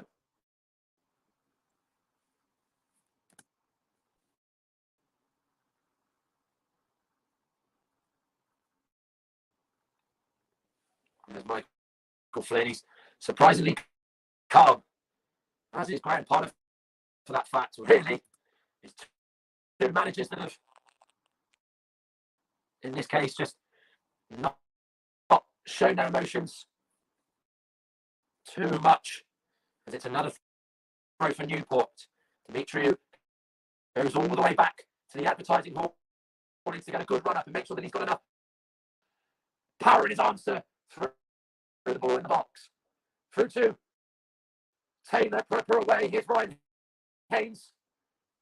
Ball is a poor one, and he's gone out for a goal kick.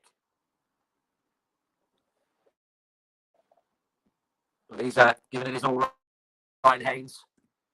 Newport are a difficult side to beat. They are the side who have won results the majority of the time by a really tight margin. It's what they're really good at under Michael Flynn. All forward by Trossard for Tau. He's a chance. He did manage to get sight at goal, but he was crowded up well there, but his shot is no bother for Tom King. Lovely ball by Trossard. Since he's gone down the middle in the centre forward position, he's made those runs. Ryan Hayes, to be fair to him, withstands him, follows him all the way. Doesn't allow him any time to really open up and pick his spot. Very good defending there by Newport number 3. But when it does get to penalties, it is always horrible to have a losing team, but that's the outcome. As it always is. Brighton throw. So much credit's got to go to these Newport players. Now, they haven't played for 15 days with postponements and what have you, and they've really stood up to the challenge against the Premier League side. They kind of struggle with Premier League side, but a Premier League side, as we know, who like to really soak you mentally, really, like to keep the ball and have possession. And it's so hard to defend against, but they have been absolutely outstanding and withstood that for 112 minutes. Proper. Webster.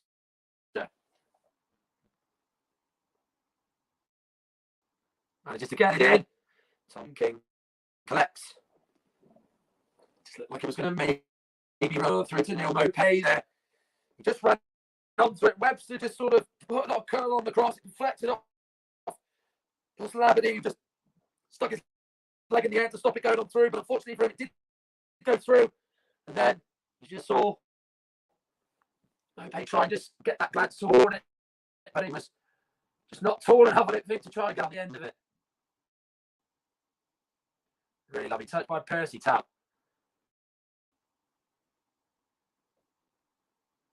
Tries to get away from Jamie Proctor, but he's shrugged off the little South African there. Ellison. There is offside. He was behind when the ball went to him, even though he did not lose dunk off it.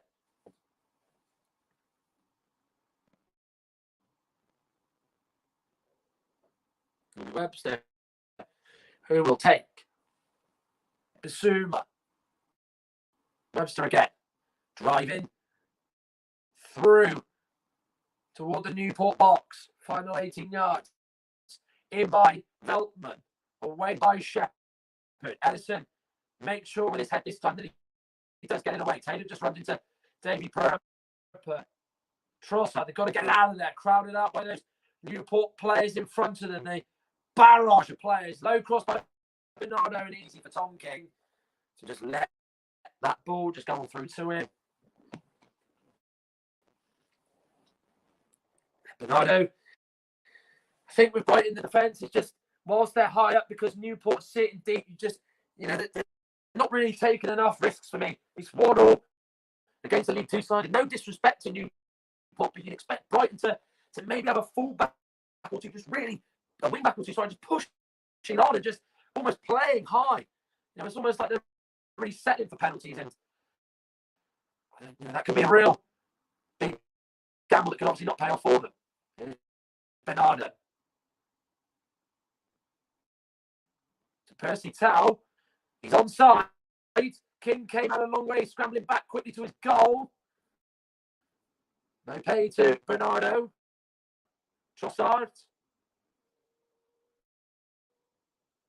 Good play by the Belgian. Thought about the shot. Plays on to Mopay. Here's Percy Tau. Goes for the curler. But it's off target. It was lovely. Build-up play there by Brighton. Their best passage in extra time. Trossard to Mopay. Laid it off to Tau. Maybe he doesn't need that extra touch. Maybe if he hit it first time, it would have been on target and possibly going into the net. But he just took that extra touch, and it meant that the Newport players were able to just close that down even more. Tom King taking his kick. Well, he has been superb in the goal. He's been strong in the shot stopping department when called upon. He's looked really confident in goal. And it's amazing to think that this is only his 5th game of the season. 4 of them have been starts in the cup for Tom King. Of course, he was the man in goal and he did beat Salford in that second round win that set up this tie this evening. Dunk. Bernard overhit for Trossard, and that has just really been the order of the day for Brighton. And pass like that, really. The poor one from Bernardo. Yeah, he knows it was a poor pass. Maybe you could blame the surface, but you've got to take something off it, haven't you? You've just got to not let that ball go off your foot like that. You just got to take a little pace off it. Certainly the direction of it and where he was going to put it would have been the right move, but getting there, it wasn't the greatest pass by him.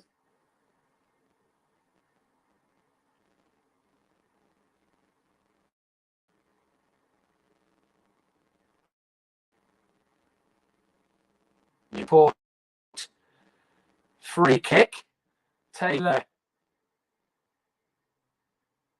with an arm in the back there from Joel Veltman.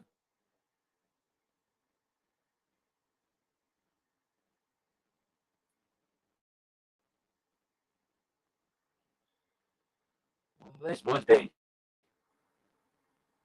a real sting in the tail for Brighton. In by Haynes. Deep cross in there, away by Webster. Really good header as well as David Longking was really challenging for it there. Shepherd to King. Not the best of kicks by King, but luckily it doesn't pick out a Brighton man. Instead, it goes all the way through to Sheehan. Ellison looks up to Taylor, well headed away by Dunk. Bernardo knocked it back to Dunk, who will go to Bissouma. And now Bernardo has it, lets it run, and it's gone out for a throw in.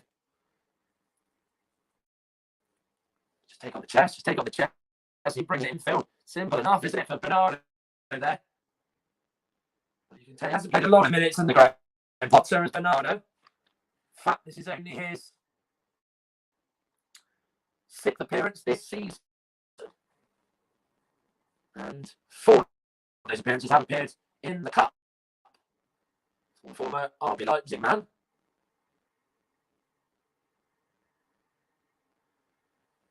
We're nearly at the end of extra time. Brighton scored right at the end. Before at the last kick of the game, Newport equalised. That's a good ball through. We looked like for Joel Veltman, but it's gone out of play for a goal kick. And I think that realisation's dawned that it's penalty kicks. Yeah. 1 additional minute added on.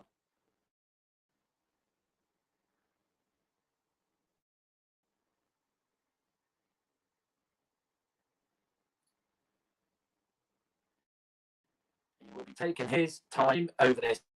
And with penalties, you've always got to believe whatever team you're against, you just have to know that you can win and not be faced by the Premier League side. And on the pitch, in every department, Newport have not been afraid. They've not been faced by Graham Potter's Brighton and Hove Albion. They've really stuck at them. And now Labadie has nicked it off Bissouma. Maybe we don't need penalties after all. Labadie gets the ball in. It's a chance for Ellison, and in the way that was Lewis Dunk. Ellison with his hands behind his head. He knows that that was a shot that was goal bound. Sheehan tries to get past Gross, and Newport have got a corner. Oh, it's absolutely brilliant play by Labadie. Really good ball across to Ellison. He's hit it so nice. He lets it bounce. It's actually just come off the back of Lewis Dunk's head without him even really knowing it. Really vital block by the Brighton skipper.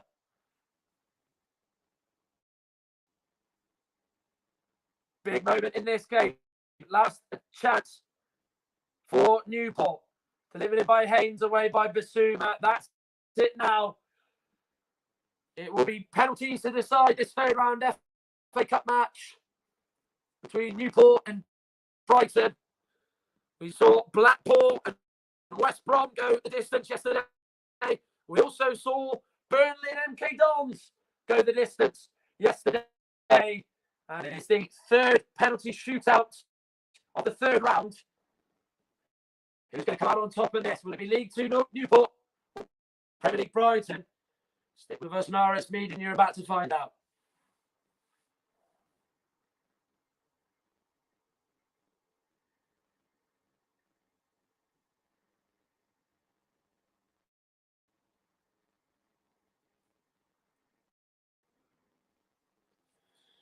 Well, the penalties is always something that a manager has to really get right. Some managers know who the takers are already. Some of the managers know that they just need volunteers to take pens. It's always interesting to see what approach they take. Every manager is different. It is almost looking like he's saying, do you want to take one, Michael Flynn, as the camera pans in on his Newport players? Winding them down. Of course, he's got to get the order from 1 to 11. Not just the 1 to 5. If it does go into sudden death and beyond. But what a game this man's had. Tom King, some vital saves. Here he is denying Dunk the first time with that outstretched save that he made down at his near post. Top draw stuff. Then there was this one, the best of the lot for me, to deny Andy Zakiri. It came to him. He caught it acrobatically into fall into it and just tip it over behind the bar. That was extraordinary save. That one was just as good as well from King. First half of extra time, clawing that away. Brilliant save from the former Millwall goalkeeper. And has he got it in for penalties? Can he be the hero for Newport County? As that man Phil Jason Steele, his error from Liam Shepherd's cross allowed the ball to bounce off Webster and into the net to take this game to extra time. Two captains in the middle and Lee Mason too. Who lead coin tossing to see which end it goes.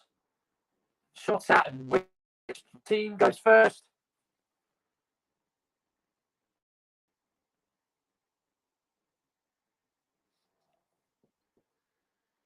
So it's down to this. Blackpool beat West Brom 3-2 yesterday. After 120 minutes, we saw Burnley try 4-3 against MK Dons over 120 minutes, winning 4-3 on penalties. We have now Newport and Brighton doing so here. And for the goalkeepers, they, of course, are in their own little bubble when the shootout takes place. They, of course, have to hope that the outfielder scores the penalty. And they hope that they have the chance to save it. And they just almost away from everybody. Josh Sheehan is going to take this first spot kick for Newport County. The captain of Newport. Been at the club since 2016, had a contract in June. Lots of rumoured interest in this boy.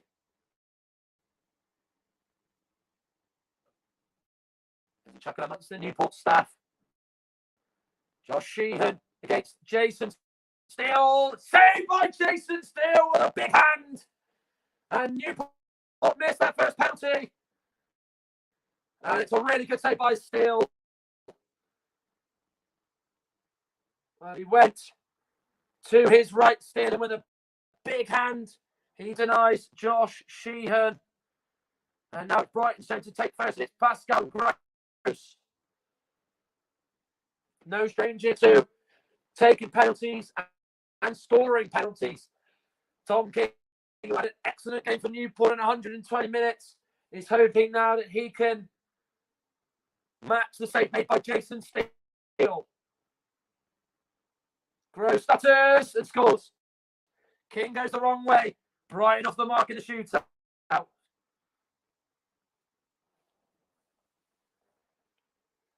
Cool, calm penalty to get the ball rolling for Brighton. Steps up. Just strikes it home really nicely. Here's Mickey Dimitriou. The man with the long throw now on penalties. Kick duties. Has taken them before in his days with Kidderminster in the league. Has to score this. Dimitriou saved again by Jason Steele. He's redeeming himself. All right, isn't he? 2 spot kicks. He's faced. He's saved 2. And they've all been to his right. And he's guessed right as well. Really good save. Not the best of penalties, to be fair, from Mickey Dimitriou. Went down low. Didn't have a lot of pace on it. Neil Mopay to really give Brighton the advantage here after 4 penalty kicks between both.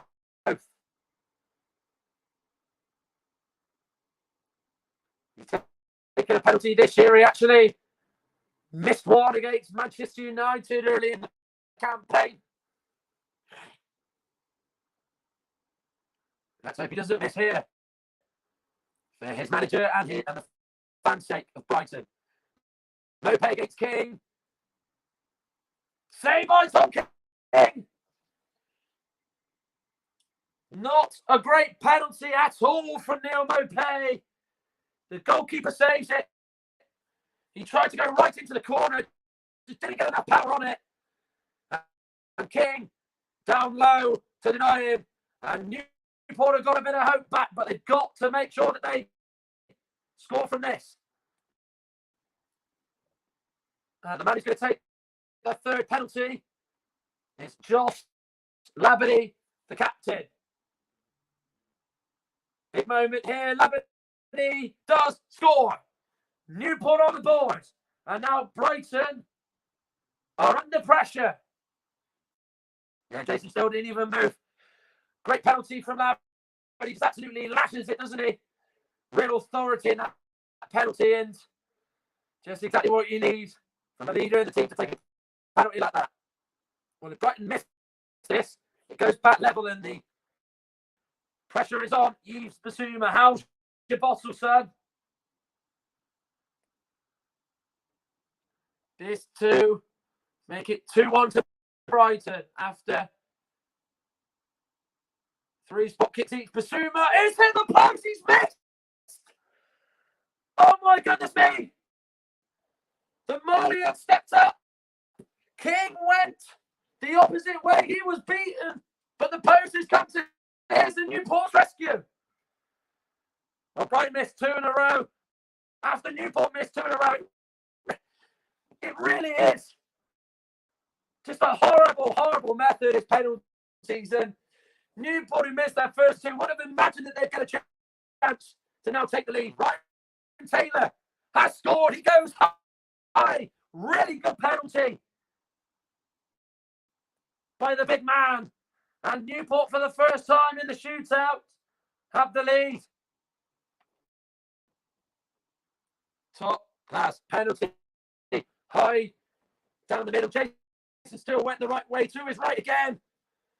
But it was too high for him and he was never going to save that. Lewis Dunk to take.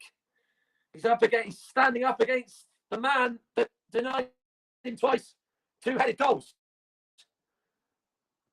It really would be painful if he was to be denied again. It is Dunk, and he scores. King gets a hand to that. He feels he should have saved it, but he helps it on its way in, and Brighton are level in the shootout, and it's 2 apiece. It's a really good penalty by Lewis Dunk, but King gets across well. Good on his feet is King. He pushes it just into the top of the bar and hops on its way in. Liam Shepherd to take the 5th penalty for Newport. If he scores this, it means that Brighton have to score. But if he misses, Brighton are on match point. Shepherd saved by Steele. His third penalty save, the first one he saved to his left. Shepherd, the third man to miss for Newport. And it's match point Brighton. Really good penalty save from Still. He just waits. Shepherd just made it, I think, a little bit too easy for him. And what an opportunity this is to go and win it now. Well, it's the same score that Blackpool won against West Brom. And it's Leandro Trossard who has the glory, potentially, of booking Brighton's place in the fourth round of the FA Cup. Can he slot this home? And send the Seagulls into the next round. It is Trossard, saved by Tom King, right down the middle. And he has saved it. And we're going to sudden death. And just as Brighton look like they're going to progress, they've allowed Newport a reprieve. Well, if you go down the middle, you really are asking for trouble. Michael Flynn keeps it low-key.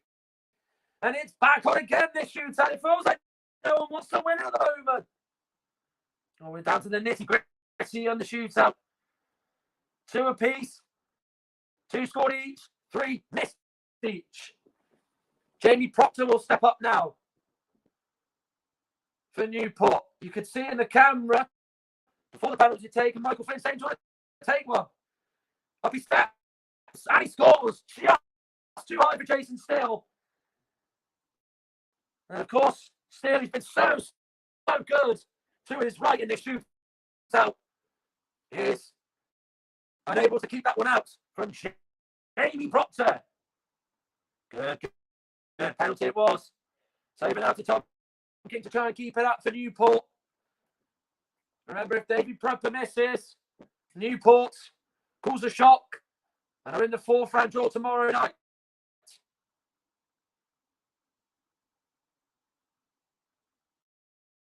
Has to score. It's as simple as that. David Proctor scores. King beaten. Good. Confident penalty. He's got a steely gaze as Tom King, but Proctor was having none of it and he tucks the penalty away. And it's 3-3. And it's over once again to the Exiles.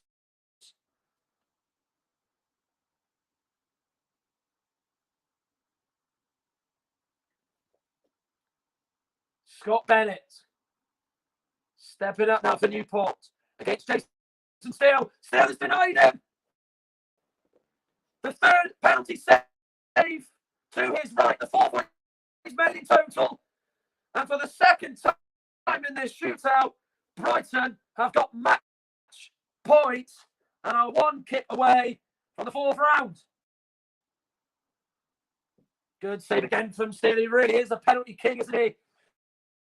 They've gone that way. It's pretty similar to Josh Sheehan's penalty and Dimitri's, was it? Well, it's certainly similar to Sheehan's, that's for sure. Adam Webster, his own goal, sent the game to extra time and penalties. Would be fitting if he could win it. Adam Webster has won it for Brighton.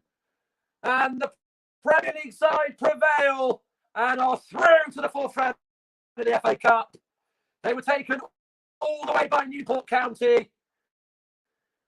And Adam Webster holds his nerve to score the 7th penalty of the shootout and take Brighton through into tomorrow's fourth round. But the headlines will belong to Jason Still for his heroics in the penalty shootout.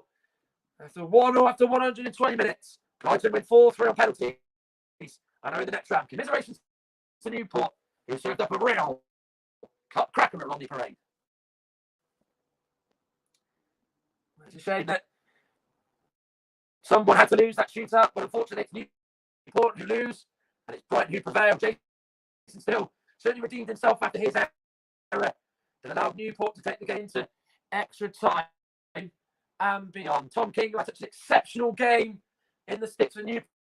He kept out penalties from Neil Mopay and Leandro Trossard, but hard work and effort is not enough as Brighton have seen the job through, and Graham Potter has avoided a shot just like his team avoided one last year. Smiles at the end as he chats with Matty down in the Newport County number 8, but it really is nerve-wracking for everyone involved, and well done to Brighton. They're through, but it's hard luck on Newport County. You can now concentrate on the campaign in League 2, which will resume on Saturday, as they, of course, entertain Salford City. Well, here's the winning penalty from Adam Webster. King even died before Webster even stepped up, and the roar from Webster, the relief that was on show for everyone to see, is enough to send Brighton through to the 4th round of the FA Cup. There's one more game to come in the 3rd round with Stockport against West Ham. Thank you for tuning in to RS Media's live coverage. This 3rd round match between Newport and Brighton. Brighton were taken all the way by the Exiles, but there was no shock to be here at the Parade as the Seagulls are flying into the 4th round draw. Thank you for tuning in. I've been Matt Oz for RS Media, and I'll see you very, very soon.